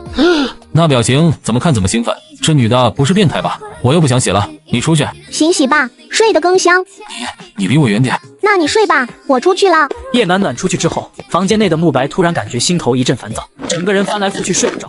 他眉头皱得紧紧的，最后干脆给叶暖暖打电话。找我干什么？唱歌给我听。唉，叶暖暖无奈，张嘴唱了起来，温柔的嗓音响彻在宽大的卧室里，给人一种宁静舒心的感觉。慕白只觉得眼皮子打架，很快就睡着了。叶暖暖一曲结束，慕白已经睡熟，纤长的睫毛在脸上落下一片剪影，俊逸的脸庞完美的令人心悸。这男人睡着的时候颜值指数瞬间上升几倍，用极品来形容丝毫不为过。可惜了，脾气不好。现实中那些美男明星多看2眼都是要收费的，这个男人是我老公，不多看看他岂不是亏了？叶暖暖欣赏起慕白的脸，看着看着也趴在床边睡着了。慕白睁开眼就看到叶暖暖那张干净的睡颜，恬静柔和，给人一种平和舒适的感觉。他鬼使神差的伸出手，柔柔软软的触感顺着指尖滑向心头。我是不是被脏东西上身了？竟然觉得这个女人还挺可爱的。叶暖暖眼皮动了起来，慕白连忙闭上眼睛装睡，竟然趴在大佬床边睡着了，我的剧本还没看呢。他快速起身离开了。房门被轻轻关上的那一刻，慕白立刻睁开了眼睛。我刚刚为什么要装睡？为什么会害怕让他看到我盯着他看？隔天片场里，叶暖暖正和女二号拍一场喝醉的戏。女二号的饰演者林雨熙一直说错词，所以这个场景重来了好几遍，这已经是第10遍了。不好意思，我卡壳了，重新再来。导演，我觉得林雨熙不在状态，还是缓缓再拍，先拍别的场。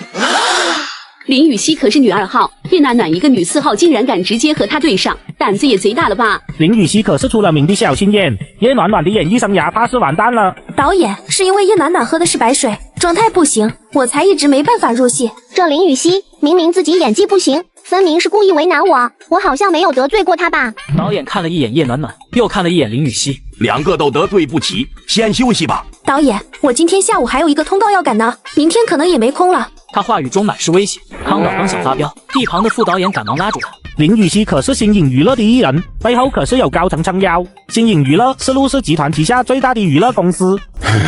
继续。导演，酒呢？立刻有人把叶暖暖酒杯里的水换成了白酒。别再喝了，你醉了。放开，我还能喝，我没醉。说完举起杯子又抿了一口酒。林雨熙看着叶暖暖喝下大半杯酒，眼神一闪，然后又露出歉意的表情看向镜头处。抱歉导演，我忘词。话还没说完，面前的叶暖暖突然呕了出来，流入她的衣领里。你干什么？脏死了！啊，抱歉，我喝醉了。来，再来干杯。叶暖暖，我是庄星辰，不是叶暖暖，我没醉。庄星辰是他饰演的女4号的名字。叶暖暖，你是故意的，别跟我装傻。导演，叶暖暖故意洒我一身酒。此话一出，叶暖暖身子一晃，瞬间一脸歉意道：啊，不好意思，入戏太深了。你是故意的，这戏我不拍了。一个没有名气的新人都能这样欺负我，我真不是故意的。这不是要入戏吗？导演还没喊卡之前，我就是一个醉鬼，发酒疯不能停的。导演，他是在狡辩，这戏我不拍了。啊，你不拍了，合同都签了，机子也开了，你因为个人原因罢工不拍，得承担损失的。难道你不想要赚钱了？你导演，我没办法和叶暖暖一起拍戏，有他没我，你自己选一个。接上集，当红影后要把叶暖暖踢出剧组。导演，有他没我，你自己选一个。林雨熙分明是故意找茬，可是他背靠新颖娱乐，而叶暖暖演技不错，我不想白白错过。就在康导纠结的时候，场务突然跑了过来。导演，外面有粉丝和记者来探班，马上就进来了。怎么回事？记者就算了，怎么连粉丝都让进来？其中一个粉丝是酒店老板的女儿，听说剧组在这里，带着她的几个同学过来要看看，就在一旁看着，保证不会干扰拍摄。几名粉丝走进了宴会厅，面露崇拜地看着林雨熙。这戏不拍了，你的粉丝要白跑一趟了。叶暖暖看着林雨熙明明心中发堵，却还要强撑笑脸的样子，心情瞬间愉悦了。接下来林雨熙的拍摄几乎没出过错。前辈真是厉害，这么难的剧情竟然一次就过了，也就比你牛逼而已。那接下来还请前辈多多关照了。切。休息时间，穿着花裙子的小粉丝跑到林雨熙面前。雨熙姐，我是你粉丝后援会的会长，大家想要和你合影可以吗？不会外传的。林雨熙原本有些不耐烦，一听他是后援会的会长，立即脸色一变。当然可以了。花裙子的酒店老板女儿第一个上前，站在林雨熙身边摆起了姿势。排在最后的一名小粉丝见状，转身来到叶暖暖身边。这位姐姐，可以跟你合影吗？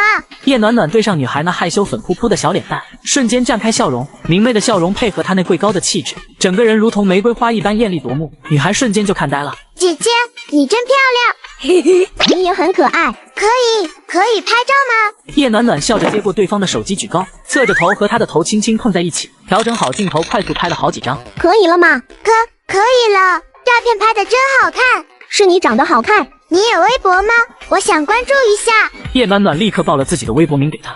小粉丝惊讶道：你是叶暖暖？对呀，和传言的不太一样。叶暖暖笑了笑，也不解释。女孩看了看林雨熙那边，已经快要轮到她，又小跑了回去。到我了。女孩拿起手机就要站到林雨熙身边，林雨熙一把推开她。我要看剧本了，拍个鸡毛，就拍一张就好。老娘忙着呢，拍个屁。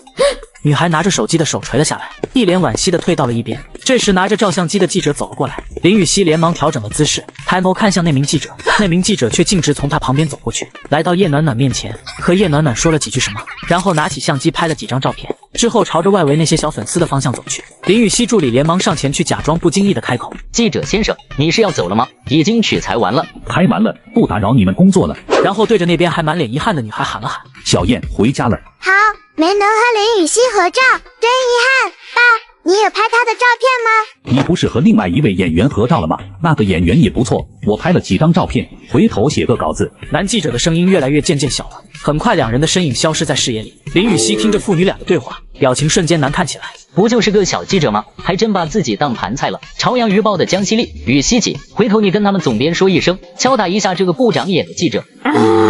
闭嘴！林雨熙的脸色瞬间铁青起来，满心懊恼，竟然是江西丽，那个朝阳娱报的高级记者，头条号的粉丝高达100万，每次他的点评都会给艺人带来一大波流量，而且他老婆还是综艺节目的知名主持人，这么好宣扬一波的机会就这么没了。林雨熙恨恨地瞪了一眼叶暖暖，都怪这个女人，老娘不把你赶出娱乐圈算我没本事。叶暖暖对着林雨熙咧嘴一笑，林雨熙一口气上不来，差点晕死过去。一天的拍摄结束，他回到家就听到男人打电话的声音，满满的狂躁之气。为什么方案还没发来？10分钟内不发来，以后也不用来公司了。叶暖暖大步走进书房内，伸出手轻轻拍打他的后背。滚！这男人果然阴晴不定，脾气暴躁。手轻轻拍打着慕白的背。你还是别说话了，小心成为史上第一个被口水呛死的总裁。我要工作，出去。叶暖暖看了一眼没有动过的食物，午饭又没吃，与你无关。我去给你煮新的。不需要。那算了，之前奶奶说要跟我视频聊天的，正好现在有空了。嘿嘿，叶暖暖去厨房了。慕白黑着脸给许大力打电话。公司现在动荡不安，分成了几个派系，有的中层员工甚至已经准备跳槽了。那些人胆子肥了，我已经悄悄记录下来了，连他们职位的替补人选也物色好了。这次可以把那些懂事的人连根拔起，换成我们自己的。刚打完电话，叶暖暖端着餐盘走了进来。慕白看了一眼那些食物，又看向叶暖暖，哪里学的厨艺？自学成才。原主为了追陆金明，兴致勃勃跑去报的厨艺本，可惜没上几次课就差点把上课的厨房给炸了。授课老师求着他退学。慕白想到这出脸色更冷了，也不再多问，直接拿起筷子吃了起来。很快一碗饭见底，连菜都几乎吃光光。你是不是加了药？你可以直接夸我厨艺好，不用拐弯抹角。难道真的是因为叶暖暖厨艺好？看来得找个时间去外面吃吃看。叶暖暖把碗筷拿出去之后，又回到了书房门口。果不其然，慕白又对着手机发起了脾气。你明天不用来上班了。这男人怎么脾气这么差？滚进来！他不会要把气洒到我头上吧？我想洗澡。叶暖暖看着慕白敞开的领口，忍不住咽了咽口水。这男人不是要色诱我吧？去给我放水，红衣下班了。叶暖暖把慕白推到了卫生间，伸手扶他起来，坐到浴缸边，抬手就要帮他紧扣子。你干什么？帮你脱衣服啊！书上说的黄金比例身材，马上就要看到了。这女人不知道害羞的吗？我手没受伤啊！叶暖暖收回手，朝着慕白的裤头摸去。你干什么？你不是在暗示我帮你脱裤子？我懂得，你不用解释。你出去！这女人真是不要脸，我下线。那我在外面等着，有需要随时叫我。一个大男人这么矫情，不就是看一下腹肌吗？小气鬼！叶暖暖，再让我听见你区区，我就滚出去！哼！洗完澡，慕白出来就听到叶暖暖房间里隐隐传来哭泣声。可恶的男人，可恶！这女人被我吼哭了，不是厚颜无耻又无赖吗？说两句就哭了。慕白躺在床上，耳边是叶暖暖隐隐约约的哭泣声，还有埋怨声。应该把这女人赶出去，或者让她换一个房间。突然，隔壁的人狂笑了起来，笑声十分诡异。这笑声让慕白整个后背都发起毛来。你们都欺负我，为什么？为什么这个世界对我这么不公平？为什么？叶暖暖不会真疯了吧？接上集，慕白发现叶暖暖房间传来诡异的声音，这时突然传来铃声。奶奶啊，这么晚了还不睡觉？暖暖，你怎么哭了？是不是那孙子欺负你？不能让这女人乱说话。没有啊，奶奶，我和慕白很好的。慕白推门的手顿住，眼皮挑了挑。算这女人识相。你别骗我，小白的脾气我清楚，一不高兴就拿身边人撒气。奶奶误会了，慕白只是看起来脾气不好，其实面冷心热，最是心软了。暖暖，你别怕，奶奶虽然老了，但教训她还是可以的。奶奶，那我说实话了，其实慕白他特别小气，连花钱多请一个保姆都不肯，把我的银行卡都刷光了也绝口不提报销的事情，跟葛朗台似的，我都是他老婆了，他却那么抠门，是不是想要白嫖？那小子不给你钱花，奶奶这就跟他说。奶奶，这是我自己会处理的，您放心，我给你讲个笑话吧。从前有一座庙，庙里有一个老和尚，有一天对小和尚说。叶暖暖扯开了话题，门口的慕白低垂着脑袋，表情晦暗不明。半夜叶暖暖睡得正熟，隔壁传来了碰撞声，就听到里面的咳嗽声。慕白，你没事吧？回应他的是更加剧烈的咳嗽声。这大佬也咳得太厉害了吧！别干了！他一进门就看到慕白趴在地上一动不动。我老公不会升仙了吧？叶暖暖快速上前查看，发现他的呼吸异常微弱。书上说慕白体弱会晕倒，呼吸困难，得赶紧人工呼吸。他连忙做起了人工呼吸。2分钟后，慕白缓缓掀开眼皮，感受到唇瓣传来的触感，整个人僵住了。大佬不会是死了吧？还睁着眼睛，他死不瞑目啊！慕白，你别死啊！这女人还算有点良心。我可没钱给你买墓地。别咬，没死也要被你给咬死了。你还没立遗，你没死。叶暖暖把手摊到他的鼻下，确定还有呼吸，这才缓过劲来。还好大佬没死，我还没争取到遗嘱呢。慕白扫了一眼叶暖暖带着泪花的眼角，瞳孔微闪。刚刚这女人是真的焦急，扶我起来。叶暖暖把慕白扶到了床上，目光一顺不顺地看着他。怎么这么怕我死？当然了，你还没立遗嘱呢，怎么能死？你是我老公，我当然希望你好好的了，你怎么能这样误会我？慕白脸红的收回视线，看向耗电过度已经翻倒在地的轮椅。轮椅坏了，唉，我错了。你不是对我小气，你是天生就抠门，连轮椅都买的便宜货。慕白看着叶暖暖那柔软红润的嘴唇，你刚刚对我做了什么？你说什么？我听不懂。我要睡觉了，出去。不叫医生来看看吗？不用。房门被轻轻合上，慕白重新睁开了眼睛。黑夜中男人的眼神深邃而悠远，明明很疲劳，可是却睡不着的感觉让他越发烦躁。这时房门突然被打开，就见女孩眯着眼睛晃悠悠地走近，然后钻了进来。这女人莫不是想要投怀送抱？这女人还想占我便宜？包子，别跑！他这才发现叶暖暖双眸紧闭，一副熟睡的模样。梦游，包子变瘦了。女孩温柔的气息扑打在他的脖颈上，痒痒热热的，慕白整个人都僵硬了。包子，你怎么有狐臭？太久没洗澡了吗？说完，2只手开始不停地在慕白身上摩搓着。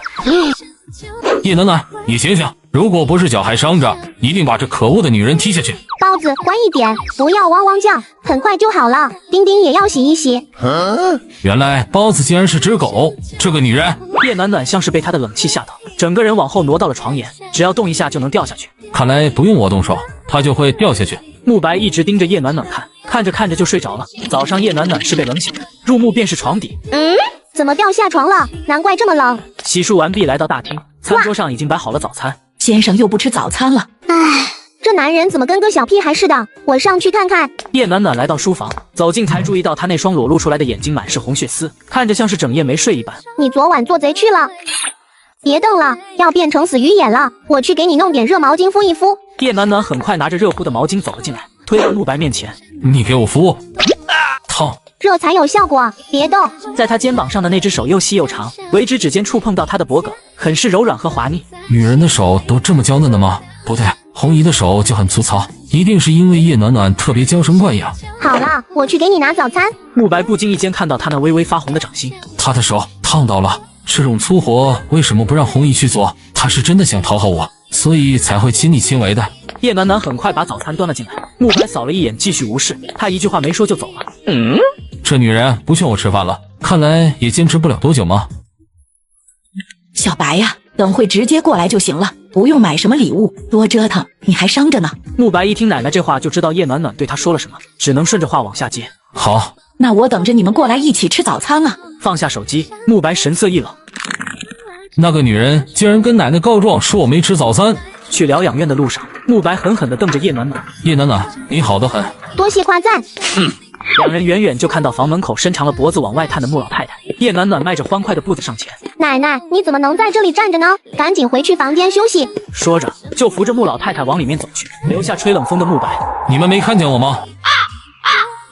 这不是想要早点看到你吗？奶奶想我了，我以后经常来就是了，可不能这样站在门口吹风了。好好，都听你的，果然还是女孩好，贴心的小棉袄，男孩子就是泥土做的，又臭又硬。奶奶，现在流行的说法是男人都是大猪蹄子，什么意思？意思就是男人没一个好东西。哈哈，这个说法倒是新鲜。叶暖暖突然闻到一阵香味，好香的瘦肉粥，是特意给我们准备的吗？说完就非常贴心的给慕白盛了一碗稀粥。慕白盯着穆老太太期许的目光，硬着头皮勉强吃了一碗稀饭。叶暖暖满肚子里全是笑话，哄得穆奶奶一阵开怀。这女人脑子里都是什么乱七八糟的，真是没有内涵。叶暖暖起身去了厕所，房间内只剩下慕白和穆老太太两人。穆老太太脸上的笑容收了起来。暖暖是个好姑娘，你可不能欺负她，能够忍受你这种多变性格的人可不多。你这样折腾她，她还能忍着不来找我告状？你给她当起说客来了？那女人还是暗地里告状啊？你真以为我老糊涂了，对你的事情一无所知，整天惯着那个绿茶婊，背地就知道欺负我可怜的暖暖，你信不信我收拾你？不给钱的父亲都是后爹，不给钱的老公都是想白嫖。接上集，穆老太太帮暖暖教训慕白，你给我对暖暖好一点，别逼我揍你。奶奶我没。算了，感情的事情我左右不了，你如果真不喜欢他，等我死后放他自由，别为难他就好。奶奶，您会长寿的。这时叶暖暖回来了，穆老太太脸上露出了笑容。我不是亲孙子吧？一回到小别墅，慕白就扣住了叶暖暖的手。我劝你别打奶奶的主意，否则我会让你死无全尸。这男人突然发什么疯？我尊敬奶奶，爱戴奶奶，没想过打什么坏主意。这样最好，红姨，以后的饭菜都不用你做了。先生，是我哪里做的不好吗？没有，只是多了一个免费的保姆，不用白不用，你定时打扫卫生就可以走了，薪资不变。这男人是在气恼我拿奶奶来逼他吃饭，故意要折腾我。红姨有些同情地看了叶暖暖一眼，叶暖暖干脆背起剧本来。突然楼上传来重物落地的声响，慕白不会是摔了吧？这男人狂躁症犯了，严助理，大佬除了是个病秧子，还脾气特别暴躁，动不动就发飙，真爱生命，远离慕白。进来。有事。这男人的表情简直太吓人了，也不知道秦莹莹是怎么顶着压力靠近他的。我想杀人。你别告我啊，我还要去给你做饭呢。推我出去透气。我还是去给你煮面吧，跟这个定时炸弹待在一起，万一他生气拿花瓶把我嘎了怎么办？怎么害怕？怕什么？这女人胆子变大了，还是缺根筋。叶暖暖推着慕白在小道上走着，这时别墅门口处传来轿车的引擎声，许大力拿着文件跑过来。穆总，你们谈，我先走了。你推我进去。叶暖暖只能推着慕白进屋。到了书房，叶暖暖准备走人，慕白却让他给他按摩。按他奶奶的摩，我可不想知道大佬的工作机密啊，万一杀人灭口。叶家和我们正在竞标一个项目，自从您出了事之后，叶家暗地里开始小动作不断。慕白看了一眼叶暖暖，你说我要不要把这个项目让给岳父大人？这个男人赤裸裸的在试探我，项目谈成能赚多少钱？1个亿。哇哦！你们谁赚到钱会分给我？都不会。那你问鸡毛，拿我寻开心呢？这女人只关心自己能不能分到钱。叶海社是你父亲，不给钱的父亲都是后爹，不给钱的老公都是想白嫖。叶暖暖回到自己的卧室之后，狠狠松了一口气，后背全是冷汗。这大佬真是太可恶了，时时刻刻都在怀疑我，动不动就要试探我。还好本小姐演技在线，不行，不能在一棵树上吊死，还是自己赚钱傍身比较靠谱。明天就去找人，先把餐馆重新整顿一番，重新开业。晚上叶暖暖做好饭，来到书房叫人吃饭了。不是吧，这个女人竟然变得这么贤惠，要不说穆总牛逼呢，在业的女人也能驯服，不愧是老大。不吃，别烦我。这个新产品的研发进度，穆总这是给叶暖暖脸色看。叶暖暖干脆自己下楼去了。不一会，房间突然升起了缕缕烟丝，许大力看到顿时吓了一跳。烟着火了，穆总，咱俩要完犊子了。许大力大步上前看去，就看到叶暖暖正架着一台烤盘在门口烤肉。叶暖暖，你干什么？我等你吃饭啊，这不是无聊吗？干脆烤点肉来加餐。这鸡腿比较厚，烤得慢，你可以慢慢谈工作，不着急。许大力跟在慕白身后，看着他越来越黑沉的脸色，还有书房内越来越厚重的烟熏味，心头一颤一颤的。这个叶暖暖胆子也贼大了，是故意在挑战穆总的耐性吗？等会真要打起来，我该帮谁呀？一个是老爸，一个是老板娘，老天啊，这可影响着我的仕途。吃饭，推我过去。第一次看到穆总忍着火气不发，稀奇啊！叶暖暖看到慕白和许大力下来了，得意洋洋。干饭吧，刚刚烤完一盘肉，还热乎的。许大力看到色香味俱全的晚餐，不由得咽了咽口水。这些菜是哪家的外卖？我做的，要一起吃吗？我还有工作，下次吧。等等，真不用，叶小姐我不吃。顺便帮忙扔个垃圾吧。许大力尬笑的提着垃圾袋走了。慕白吃了一口菜，等会我拍个照片发朋友圈。叶暖暖对着自己拍了一张，把餐桌和慕白一起拍入镜了。快吃吧。慕白没有说话，默默吃了起来。叶暖暖端起红酒，美滋滋的喝起来。这女人故意在我面前喝酒，是变相的嘲讽我是病老子喝不得酒。别看了，再看杯子也不会自己飞到你面前的，想喝直接说就行了。慕白看着被推到面前的高脚杯，眉头蹙了蹙，拿起杯子一饮而尽。特殊的红酒香味刺激着味觉，让他的心头有些燥意。就这点酒还不够我塞牙缝呢。叶暖暖，你给我继续满上。1个小时后，慕白瘫倒在床上不省人事。慕白，穆总，大佬。慕白一点反应都没有。这个男人不过喝了一杯的红酒就醉成这样子，平时还装成一副天不怕地不怕的样子，原来是个卡拉米亚。他去了洗手间拿了一条毛巾回来，就发现慕白不知道什么时候把衣服脱了，露出精壮的腰肢。这身材简直是在引人犯罪啊！书上说，大佬虽然脾气暴躁，可是却有雏鸟情节。如果把大佬的第一次夺了，大佬会不会？呸呸呸！想什么呢？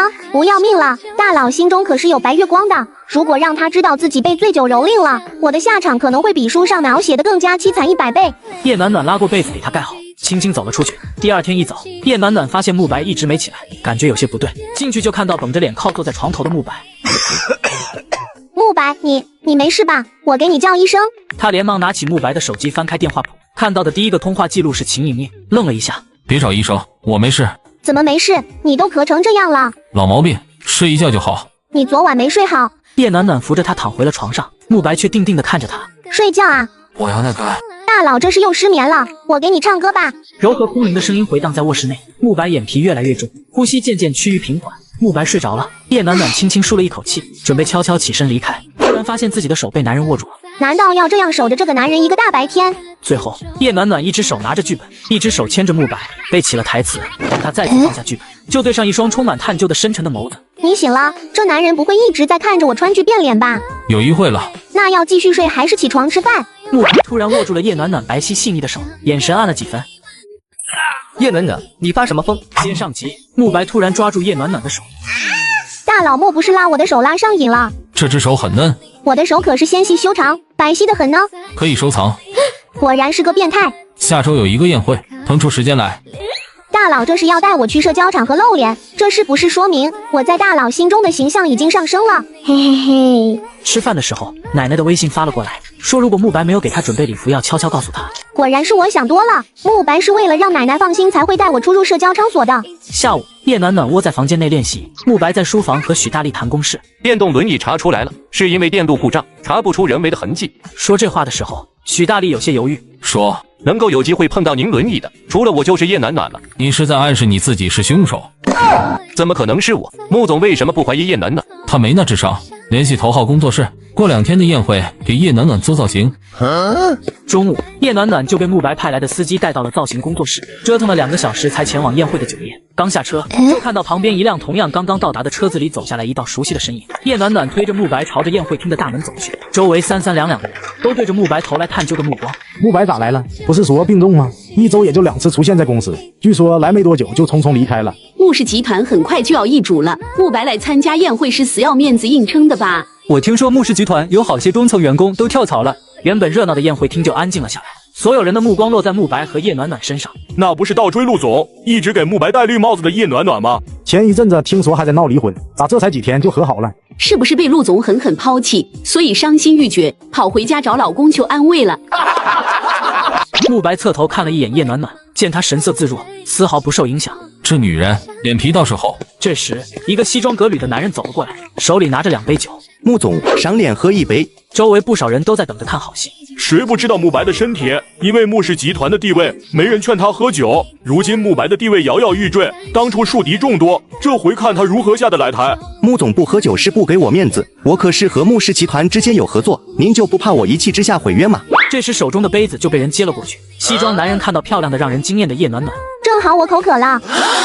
叶暖暖竟然会给慕白解围，我敬的是穆总，你接过去不太合适吧？我是穆太太，我没资格，谁有资格？不过你这种靠着原配发家、功成名就之后就外面养小三的男人是没办法理解的。叶暖暖，随便污蔑人是要承担责任的。前几天你的小情人还约我一起去逛街呢。对了，他最喜欢这种社交场合了，我给他打个电话让他过来。叶小姐说笑了，这是商业宴会，不三不四的人不适合进来，我还有事先走了。说着就匆匆离开了。原著里叶暖暖是个恶毒女配，身边交的自然都是一些狐朋狗友，其中有一个就是商业大佬的地下情缘。书上说大女主碰到了西装男人的原配老婆被男人抛弃，安慰并鼓励了对方，然后得到了原配老婆的一大笔投资。我要不要趁那个渣男还没完全掌握公司大权，抛弃原配老婆之前先透露给对方知道呢？想什么？叶暖暖立刻回神，推着慕白来到角落处的沙发边，已经有人坐在那儿了。男人面容俊逸，嘴角微勾，一双桃花眼像是随时都在笑一般，给人一种温和好相处的感觉。这不是书中最早就存在的娱乐公司喜事娱乐的老板席文浩，卢景志就是他们公司的经纪人，后来跟着秦莹莹跳槽到了陆氏，很快喜事娱乐就被陆氏所压制，第一娱乐公司很快就垮了。喜事娱乐花了大精力捧秦莹莹，好不容易把她捧红了，准备回本赚大钱，结果是给别人做嫁衣，真他妈的做。慕白见叶暖暖一直盯着西文浩看，眼神瞬间冷了几分。穆太太，我的脸上有花吗？没有花，但是有坑。有痘坑吗？我不长痘啊。慕白和西文浩闲聊了起来，他听不懂，默默地喝着饮料。过了一会，一身礼服的秦莹莹走了过来，姿态柔和地坐在慕白的身边。阿白哥，你怎么样？最近怎么都不接我电话？叶暖暖一见秦莹莹出现，硬是挤压到了沙发的最边缘。老公，喝点水。慕白没有接，叶暖暖也不在意。我知道是你舍不得我口渴。阿白哥，你的身体……穆总，你来了。秦莹莹立刻坐直了身子，抬头看却没有陆天明的身影。啊，我看错了，秦小姐紧张什么？怕被陆总当场捉奸？叶暖暖，你怎么能乱说？对你奉行的原则是直接上。叶暖暖怎么这么会讽刺人了？以往不都是直接粗鲁的开骂吗？这时一个年轻的男子走了过来，一看就是叛逆的年纪。哟呵，这不是有名的残废穆总吗？不在家里窝着，跑到宴会上来，一不小心喘不过气来死掉了，谁承担得起啊？吴瑞，你怎么能这么说？穆总是你的表哥，快给他道歉。叶暖暖一听这名字就明白了。这嚣张的骚年是慕白的表弟，他的老爸也是穆氏集团的股东之一，估摸着是看慕白要倒了，以为自己的老爸能够上位，又喝了2口酒，脑子犯浑就跑来挑衅了。好吧，我给他陪酒道歉。说着，吴瑞凑近慕白面前，手一歪，酒水杯朝着慕白的腿洒下，慕白鞋面上溅到了些许酒滴。哎呀，不好意思，手滑了。这双鞋子很贵吧？赶紧脱下来擦擦，好好保养。毕竟以后你可能再也穿不起这么贵的鞋子了。就在吴瑞得意洋洋的时候，头上突然一凉，一大杯酒水直接从他的脑袋浇灌而下。是，不好意思，手滑了一下。叶暖暖，你是故意的。这位小朋友，你还是赶紧去把衣服换了，好好干洗一下，不然以后可没机会再穿这么贵的衣服了。叶暖暖，吴瑞冷静点，暖暖她不是故意的。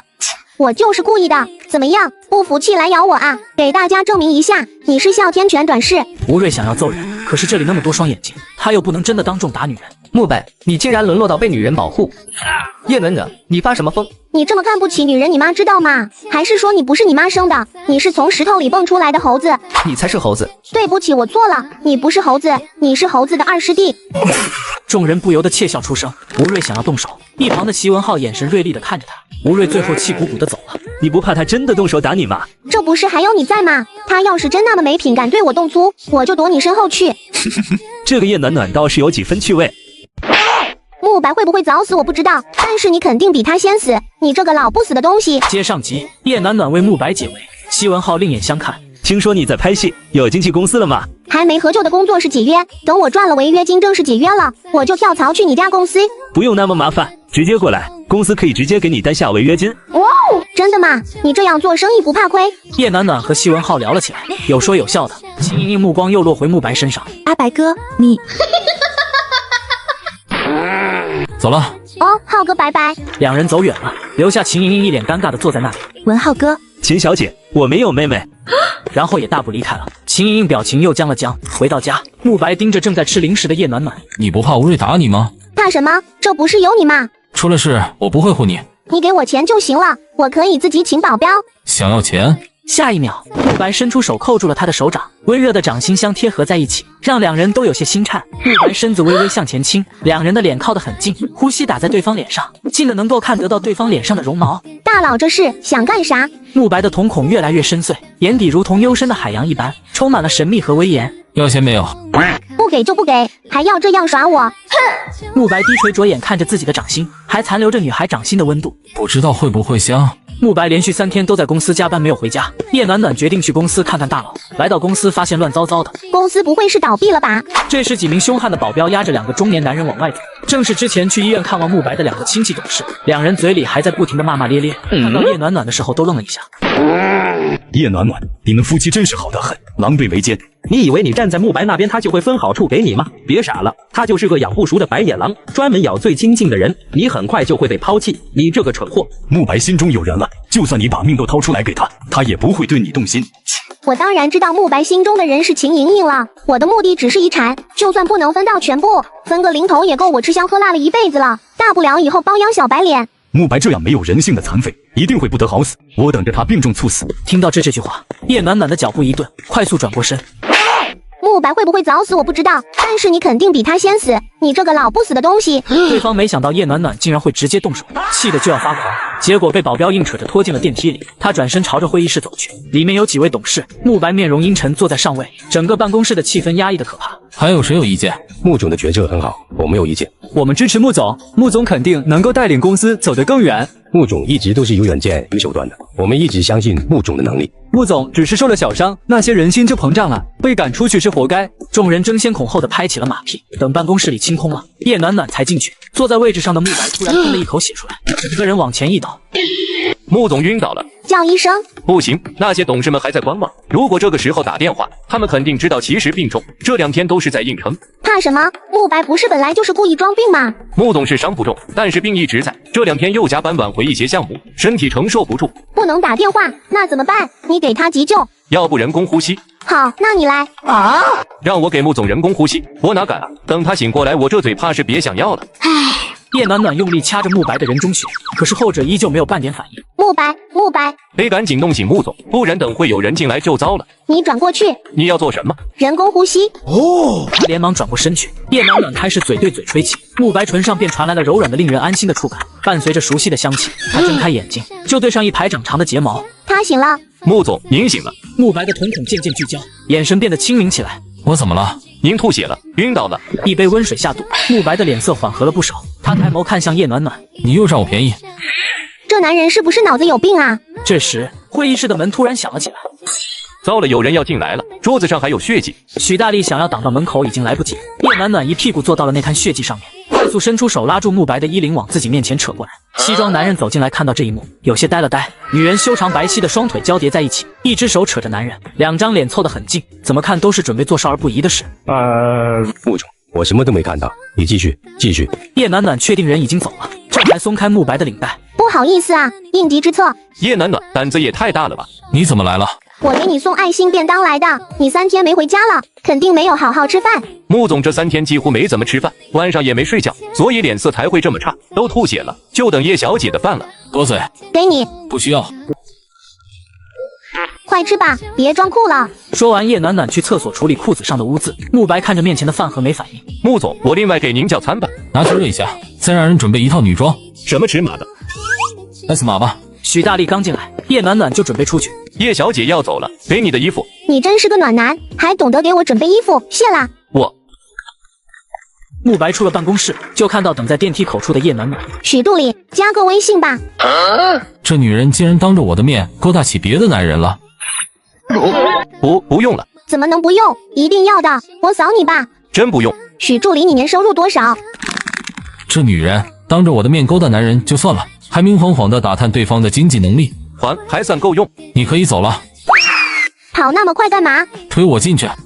电梯内看着金属墙反射出来的叶暖暖那纠结的表情，慕白胸口的烦闷越来越严重。这个女人是觉得我吐血，所以快死了，竟敢当着面找起了下家。许助理真是大方，这么贵的衣服，钱说不要就不要了。你刚刚加他微信，是想要给他钱？是啊，可是他竟然不要，这衣服要2、3万吧，也不知道他年收入多少，竟然这么大方。慕白胸口的郁结瞬间散开了。要不我把这衣服回去熨一熨，再拿去退掉，反正标签还没撕呢。你过来。男人把他往自己面前勾了过来，叶暖暖猝不及防往前倾，侧脸几乎和慕白的脸贴在一起。他瞪大了眼睛，心跳不自觉漏了一拍。脖子后方突然有东西被扯了下来，他反应过来之后，慕白已经把衣服的标签给撕碎了。我的标签坏了就不能退了。接上集，慕白故意把叶暖暖的吊牌撕掉。你把吊牌撕了，我怎么退货啊？不用退，这女人这么穷吗？竟然还想着退货。不用退，我也没那么多钱还啊。不用还，你老公我还是能付得起。那你能不能发善心给我100万？想屁吃。晚上叶暖暖把慕白哄睡后，后来就看到站在不远处的苏西。慕白睡了。慕白没有药吗？今天都吐血了。有，不过副作用大，最好不吃。他这是什么病？说了你也不懂，总之挺复杂的。他还有多少寿命？这个才是叶暖暖关心的问题，能不能活到他在这个世界站稳脚跟？如果按照他最近的疯狂自残行为来计算，1年吧。1年，穆老太太的寿命都比他长，那按照别的算法呢？如果好吃好睡，那就可以活得长了。不过这对慕白来说比登天还难。只要好吃好睡就行了。理论上是这样，不过这说着容易做着难。慕白的体弱睡眠极差，想要让他安稳睡觉，只有一个人能做到。秦莹莹，自从秦莹莹回到秦家之后，穆总的睡眠质量一天比一天差，身体状况一日不如一日。作者，你要不要搞这样坑爹的设定啊？这不是注定要大佬早死吗？秦莹莹是女主，她只能是男主的啊！大佬孤独终老已经够惨了，竟然还要失眠病痛折磨一生，唉。隔天，叶暖暖刚拍完自己的戏服，走到一旁的小凳子上休息，不远处就传来一阵骚动，好几个人走了过来，被包围的女孩子鹅蛋脸丹凤眼，裙子衬托着皮肤白皙又精致，浑身上下全是名牌。是庄小姐，庄家大小姐怎么会在这里？你不知道吧？今天陆总在附近的酒店谈生意，庄小姐一定是听到消息，所以赶过来了。叶暖暖听着旁边人的闲言细语，脑海中闪过来人的资料：庄娉婷，庄家大小姐，和叶暖暖一样都是豪门千金，所以经常互相攀比。两人同为书中女配，都是无脑又嚣张的，同样喜欢陆天明。庄娉婷最后被家族联姻嫁给了一个豪门花花公子，还精神失常了。庄娉婷迈着优雅的步伐走过来。叶暖暖，听说你就混了个女4号的龙套，有事？听说你被家里卖了当冲喜新娘，怎么慕白没给你钱花，还要自己出来拍戏赚钱？你懂什么？我这叫明明能靠脸，却偏偏要靠才华。小姐，陆总，我还有事先走了，记得后天的聚会。聚会？什么聚会？耗子回国啊，我们说好要给他办接风宴，你怎么忘了？我怎么会忘？这不是考你的记忆吗？哼。坑，书中的剧情都是跟着大女主走的，和大女主无关的剧情根本不会写，我哪知道什么接风宴。另一边，陆天明朝着这边走过来，庄娉婷连忙迈开大步迎了过去，脸上笑开了花。女配喜欢上男主，注定没有好下场啊！其实看书的时候还挺喜欢庄娉婷这个直来直往的傻千金的，要不要拉庄娉婷一把，让她跳出火坑？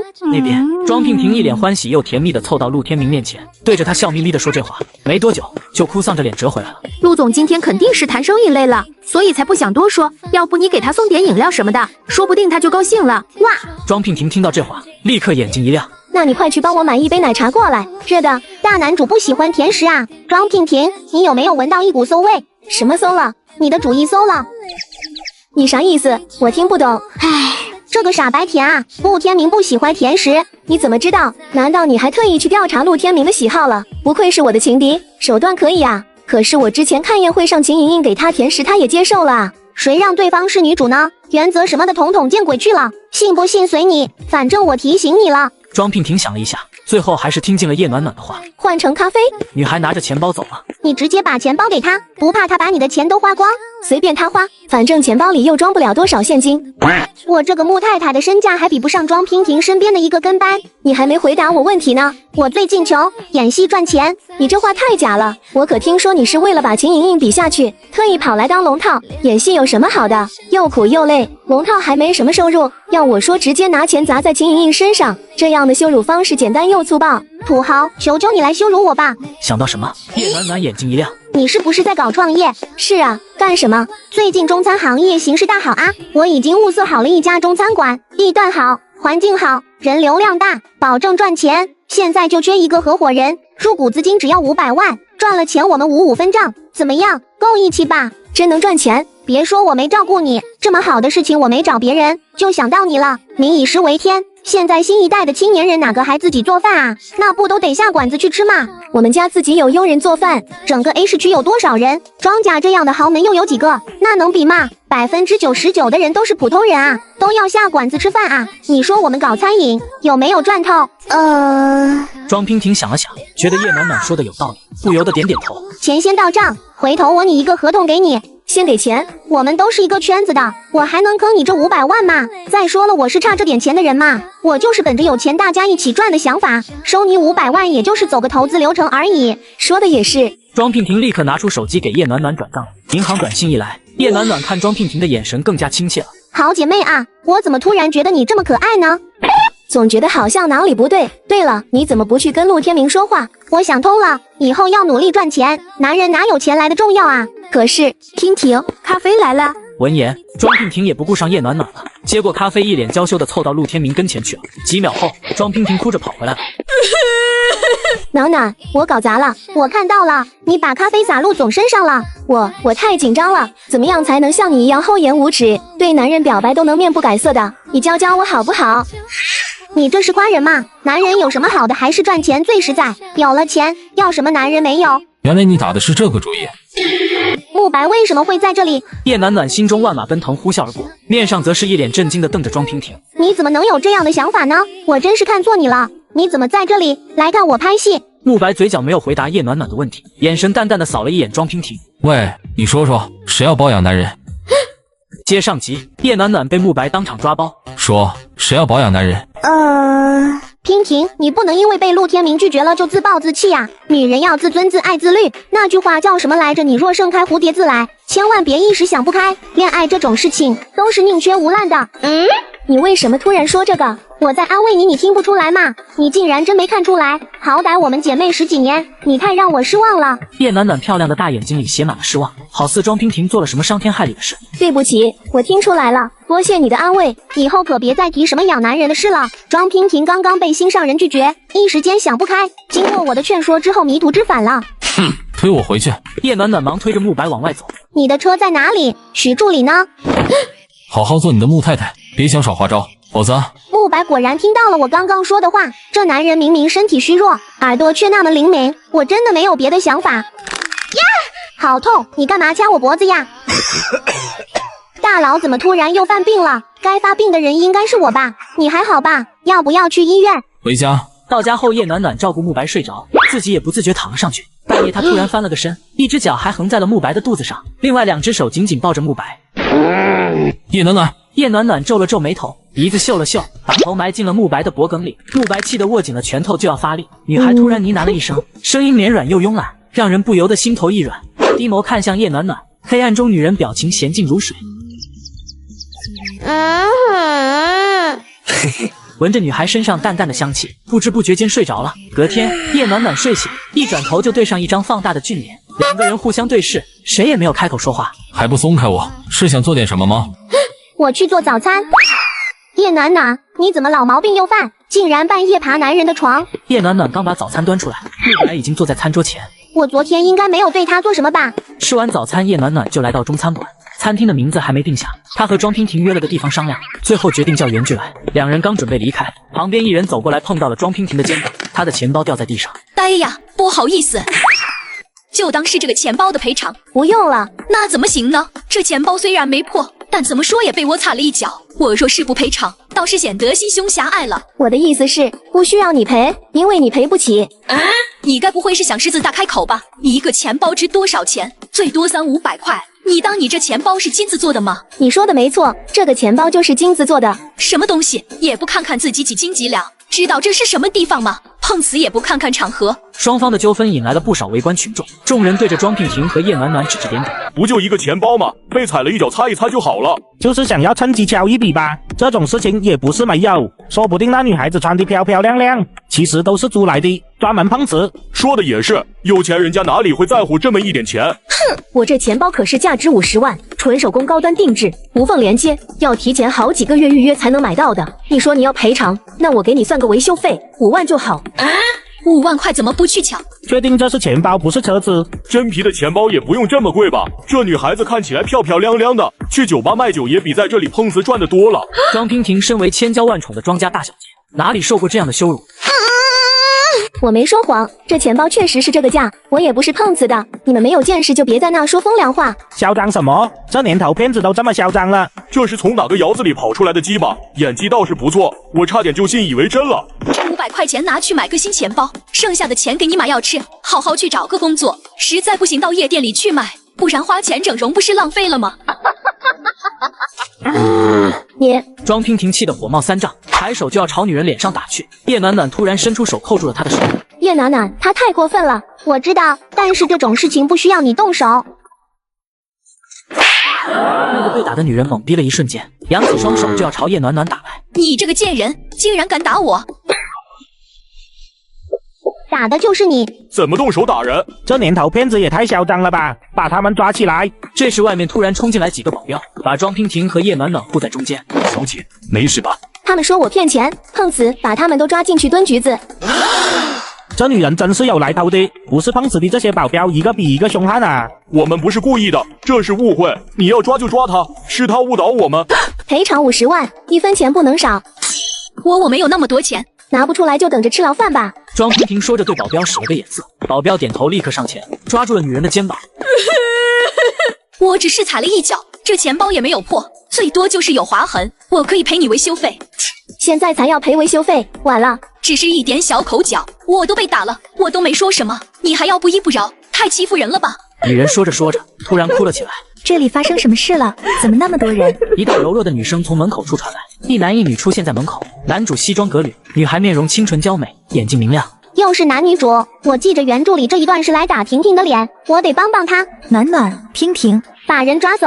那个女人挣扎得更厉害，不停地嚷嚷哭泣。婷婷，暖暖，你们也别这么得理不饶人了。这家店有陆先生的投资，闹大了对店铺影响不好。庄娉婷愣了一下，咬了咬唇，看了一眼陆天明。那就算了，不能算了，敢随便污蔑人，欺辱我们，就要付出代价。大黑，把这女人拖走，别妨碍了老板做生意。暖暖，陆总在会不会？这口气是一定要出的，你把事情推到我头上的，就说保镖是我的人，这样陆天明就不会觉得你仗势欺人了。我够义气吧？哇，暖暖，你真好，别再出现在我面前，否则我见一次打一次，不长眼的东西。还有这咖啡店，也不知道老板怎么经营的，什么乱七八糟的人都能来碰瓷，真是拉低了档次，以后再也不来了。叶暖暖这话是在嘲讽陆天明啊！陆天明也是咖啡厅的投资人之一。庄娉婷悄悄咽了咽口水，心中记下了叶暖暖这笔恩情。暖暖，你怎么这样不给天明面子？这家咖啡厅刚开始经营就发生这样的事情，以后风评肯定不好。绿茶滚一边去！从中成炮灰女配，我不仅收获金主迷妹，还打脸女主。你少给我咋咋呼呼的！要不是看在陆先生的面子上，这女人我当场就把她打成猪头了，哪里会这么客气？以后我见到她一次就虐她一次。看在我的面子上，那当然，本小姐可是做了很大让步。叶暖暖一脸桀骜地走了出去，庄娉婷赶忙跟上。可怜了那位小姐了。陆天明闻言，眼神中多了几分疏离。她不可怜。我没有说错话，天明怎么生气了？出了餐厅，庄娉婷一把抱住了叶暖暖的胳膊，满脸的感动。暖暖，你真是太好了，没想到你为了帮我牺牲那么大，一点小事而已，谁让你是我的金主呢？我真是太感动了。你想要我怎么报答你？不用，我帮你是为了友谊。要不我们去逛街吧？不用，逛街我哪来的钱啊？你看中什么？我给你买。那边有金店吗？有啊，有好多品牌的首饰。走。2个半小时后，庄娉婷目瞪口呆地看着叶暖暖手里的首饰袋。你买金条是想要自己找人设计做款式吗？为什么不直接找设计师预定呢？这是投资，留着保值的。说了你也不懂，书中最后大佬可是破产了啊，他的财产都被法院冻结了，穷困潦倒。我不得存点金子来防身嘛，万一大佬不能逃脱破产的命运，还能给自己留一条后路的。两人逛着街，叶暖暖突然眼前一亮，那套怎么卖？不好意思，那件已经有人订了。唉，如果大佬穿上这件西装，一定会帅气到掉渣。暖暖想要嘛，可是被人订了。谁订的？我加钱买。这个我们不能透露顾客的隐私，不好意思。看看能不能让给我，你只告诉我他什么时候来取就行。导购员正要开口，门口走进来一个年轻的男子。你好，我定制的西装好了吗？已经好了。这人就是定制那套西装的顾客，他全身上下不超过250块，没想到竟然买得起这么高端的西装。这位先生，我闺蜜很喜欢这套西装，能不能割爱？我可以出一部分转让费。年轻男人正要拒绝，当看清叶暖暖的容貌之时，不由得呆了一下。这不是总裁夫人吗？先生，可以吗？我闺蜜老公时日不多了，她也不知道能做点什么，只想买个西装让他高兴。打感情戏应该能够加大筹码，应该会动容吧？时日不多了。这傻白甜，你这么说大佬恐怕要发飙。不过大佬又不在这里，应该不可能会知道的。叶暖暖没再开口阻止，庄娉婷表演得更加卖力。真的，这位小哥哥你就让给我们吧，你这么英俊帅气善良大度，好人会有好报的。我给我老板打电话问问吧。那麻烦你了，你老板肯定也是个超级心善的大好人。年轻男子拿着手机走到了一旁的角落处去打电话。什么事？那个穆总，我给你取西装的时候遇到了夫人，她说想要这件西装，让我让给她。他认得你？没有。他还说了什么？秘书把刚刚发生的事情一五一十说了出来。穆总肯定很生气，那我拒绝。衣服给他。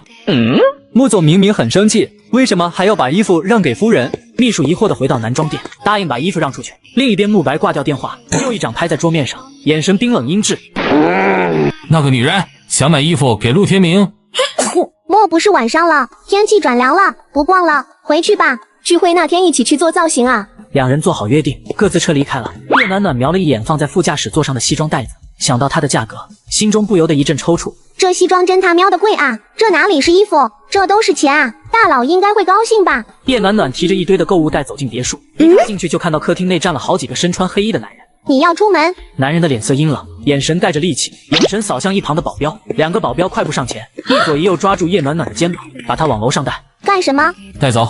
2名保镖用力捏着叶暖暖的走了出去，直接把她带到一旁的别墅后方的仓库里，用力推了进去。叶暖暖险些摔倒，脚下还是有些扭伤。慕白好好的发什么疯？好在慕白没有丧心病狂到把我捆起来凌虐。不过这个仓库怎么有一股消毒水的味道？只见仓库里摆满了各种各样的标本、动物尸体，还有各种器官、眼珠子、动物的脑袋等。别墅内，保镖们离开了，只剩下慕白和红衣2个人在客厅里，目光冰冷地扫了一眼地上乱七八糟的购物袋，其中一件西装在一堆商品中尤为显眼。拿过来。红衣立刻连同西装的袋子一起捡了起来，递给慕白。不是要买来送给陆天明吗？这女人不至于那么蠢，要送别的男人的西装，明目张胆地带到家里。慕白心中涌起一丝猜测，很快又被他忽略掉。拿打火机来。他单手拿着西装的一角，单手拿着打火机，夹在西装里的小卡片划了出来。慕白捡起卡片，瞳孔一缩，送给亲爱的老公。西装是送给我的。穆总，火。西装一角的塑料袋已经被火烧得皱了起，他连忙用手把细微的火苗扑灭了。先生，你的手没事。火焰扑灭的及时，西装并没有损伤。慕白莫名松了一口气，他赶忙推着轮椅来到后方的仓库，在距离仓库还有10米远的时候，里面突然传来尖叫声。暖暖。到仓库门的时候，里面的惊叫声更大，还隐约能够听到细微的碰撞声和物体落地的声音。他神色一紧，猛地从轮椅上站起来。角落处，叶暖暖抱着自己的身子缩在那里，肩膀有些微微发抖，像一只受了惊的小兔子。慕白大步朝着叶暖暖走去，脚踩到标本的一发出咔嚓的碎裂声。叶暖暖吓了一跳，猛地抬头看清是慕白的时候，脸色更白了。男人弯腰把叶暖暖打横抱了起来，他瞪大了眼睛看着慕白，眼底深处满是惶恐。这个男人是变态吧？他是有想到了什么折磨人的方式，要把我做成标本，活埋还是陈塘，分尸还是凌迟？叶暖暖越想越害怕，忍不住微微颤抖起来。慕白察觉到怀里人的颤抖，心中的不悦和烦躁更加强烈了。你别怕。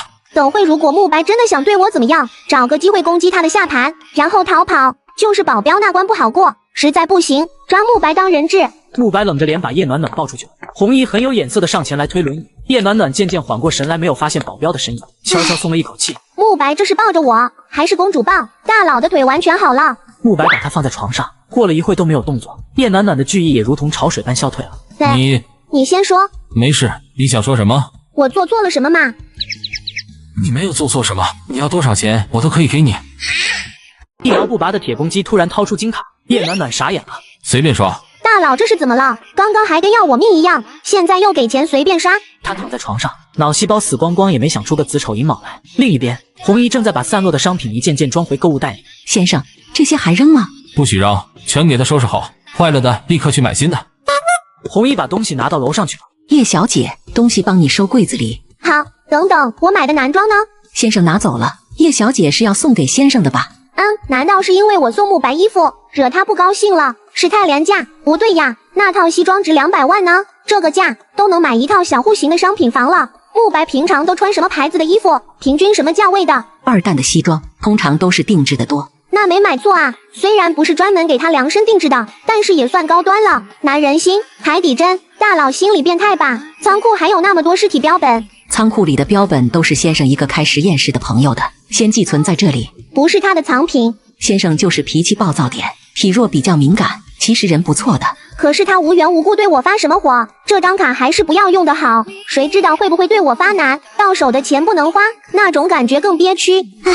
主卧内，慕白板着脸看着放在床上的西装，他抬起手轻轻抚摸着西装布料。阿白哥，你终于肯接我电话了。什么事？明天晚上有空吗？我们几个朋友约了聚会，在欢畅。慕白的眼帘微下垂，看不清情绪。阿白哥，可以。叶暖暖被标本吓得做了一整晚噩梦，早上是被庄娉婷的夺命连环 call 给吵醒的。暖暖，不是说好要一起去做造型的吗？人呢？我已经到了，我马上就来。到达造型工作室的时候，已经迟到了半个小时。刚进去就听到里面传来的争执声。人是我先预约的，这都迟到半个小时了，预约应该自动失效了。如果他一直不来，难道要贾尔老师一直在这里干等吗？贾尔老师又不是他一个人的私人造型师。人马上就到了。这句话你刚才就说过了，贾尔老师，那个客户不守时，你也不用干等了，先给我做造型吧。不行。庄娉婷一脸怒意地挡在2个女人面前，其中一个穿着异常潮流的服装，应该就是那个造型师这儿了。另外一个女孩神态高傲，你自己不做造型就旁边去待着，别在这里妨碍别人。我的时间宝贵的很，就你这样的人，我哥哥会看上你才怪。陆天明的妹妹陆雅晨。陆雅晨是个哥哥控，除了秦莹莹，不允许任何女人靠近陆天明。暖你来了，预约的人来了。是你，这两人不是情敌吗？一起来做造型，脑子有病吗？和你无关，我们去做造型。不行，贾二 A 老师要给我做造型。凭什么？庄婷婷又要发火，叶暖暖轻轻拉了拉她的手腕。算了，让给他吧。就算你这样做，我也不会对你改观的。你这种人配不上我哥哥。暖暖，你看他跟这种没长大的小屁孩计较什么啊？显得你跟他是同龄似的。对，我大人不计小人过，帮我换个造型师吧。这个时间点已经没有空闲的造型师了，迟到了连造型师都没有了，真是可怜啊。话说完，他突然眼前一亮，对着门口处拼命的招手。莹莹姐，来这里，我给你约了一个造型师。老师是陆雅晨特意抢来要给秦莹莹的。他刚压下去的火苗瞬间腾往上冒。庄婷婷迈着高跟鞋朝门口处走去，直接把准备进门的秦莹莹挡在了门口。这里高级会员制，普通人不能进来。他是我的朋友，我说让他进来就让他进来。我可是梅苏造型工作室的 VIP 铂金会员，你们这样对待会员的吗？这时，一个男人从工作室内部走了出来，快步走到门口，姿态诚恳。我们对待会员都是很尊重的，只是我们工作室的会员并不是共享制。这位小姐拿不出会员卡，只能请你离开。原来有人没钱办会员就想要蹭别人的会员卡啊！我真是长见识了。我可以现在就办一张。秦小姐是经常去超市办会员卡吗？高级会所的会员卡办卡要求和超市不一样的哦。我们的会员制度很严格的，要有人引荐，还要每年固定消费达到一定额度，还有其他一系列的资格认证。秦莹莹的脸色更加尴尬。你们要是不让他进来，那我以后也不来了，我要退会员。那麻烦您把会员卡给我，我帮您注销。陆雅晨面色一僵，这家造型工作室是做的最好最高端的造型师之一，他也是花了好多钱才入会的。你什么东西，竟然要直接把我踢出会员？你们老板呢？叫你们老板出来。我们老板不在，我是工作室的负责人，而且是您自己说要退会的，不是我要踢出您的会员资格。叶暖暖也是你们工作室的会员吗？对，他肯定不是你们工作室的会员，他之前都是去另外一家工作室的，你们应该把他也赶走。原主一直习惯去另外一家和魅族工作室档次差不多的工作室，这是很少人知道。秦莹莹对我好像很了解，我之前确实并没有加入 A 族工作室的会员。说话小点声，别吓到叶小姐，她可是我们的至尊会员，首席造型师已经在等着您了。叶小姐，1号 VIP 造型师有请。至尊会员，整个造型工作室也没几个至尊会员，还有首席造型师，你骗人！叶暖暖明明是约的家人，怎么就变成首席造型师了？叶暖暖也一脸懵逼，明明约的是普通的高级造型师，而且还被陆雅晨给抢了，怎么眨眼之间就变成首席造型师了？稍特么逼逼，两位小姐，请。男人没有再理会陆雅晨两人，恭敬的给叶暖暖开路。叶暖暖拉着庄婷婷一起往里走，留下陆雅晨和秦莹莹站在门口处一脸尴尬。叶暖暖从造型室走出来，庄婷婷也正好做完造型。女孩皮肤白皙透亮的如同会发光一般，头发盘了起来，鬓角处垂下的发丝，高雅中又带着几分俏皮。红色的连衣裙显得身材纤长的更加诱人。哇，你真是太美了，我感觉自己都要被掰弯了。那我就收了你吧，小宝贝。我之前还觉得你嫁给慕白是鲜花插在牛粪上，现在看来果然是鲜花插在牛粪上。之前他是鲜花，现在你是鲜花。这傻白甜真不会说话，你多久没看书了？欢唱 KTV， 叶暖暖看着周围沙发上坐着7、8个人，全都各自围在一起嘀嘀咕咕的说着话。这些都是原主的同学，也是豪门圈子里的人，简单的说都是一群富二代。今天就是庆祝郑月浩毕业回国的接风宴，不过这郑月浩怎么没印象？你怎么不去唱歌？上火，喉咙不舒服。我去给你拿润喉茶，要不还是叫医生过来吧。被耗子烦得受不了，叶暖暖借故上厕所，拐弯的时候听到其中一个包间传来有些熟悉的歌唱声。唱得不好，希望大家别嫌弃。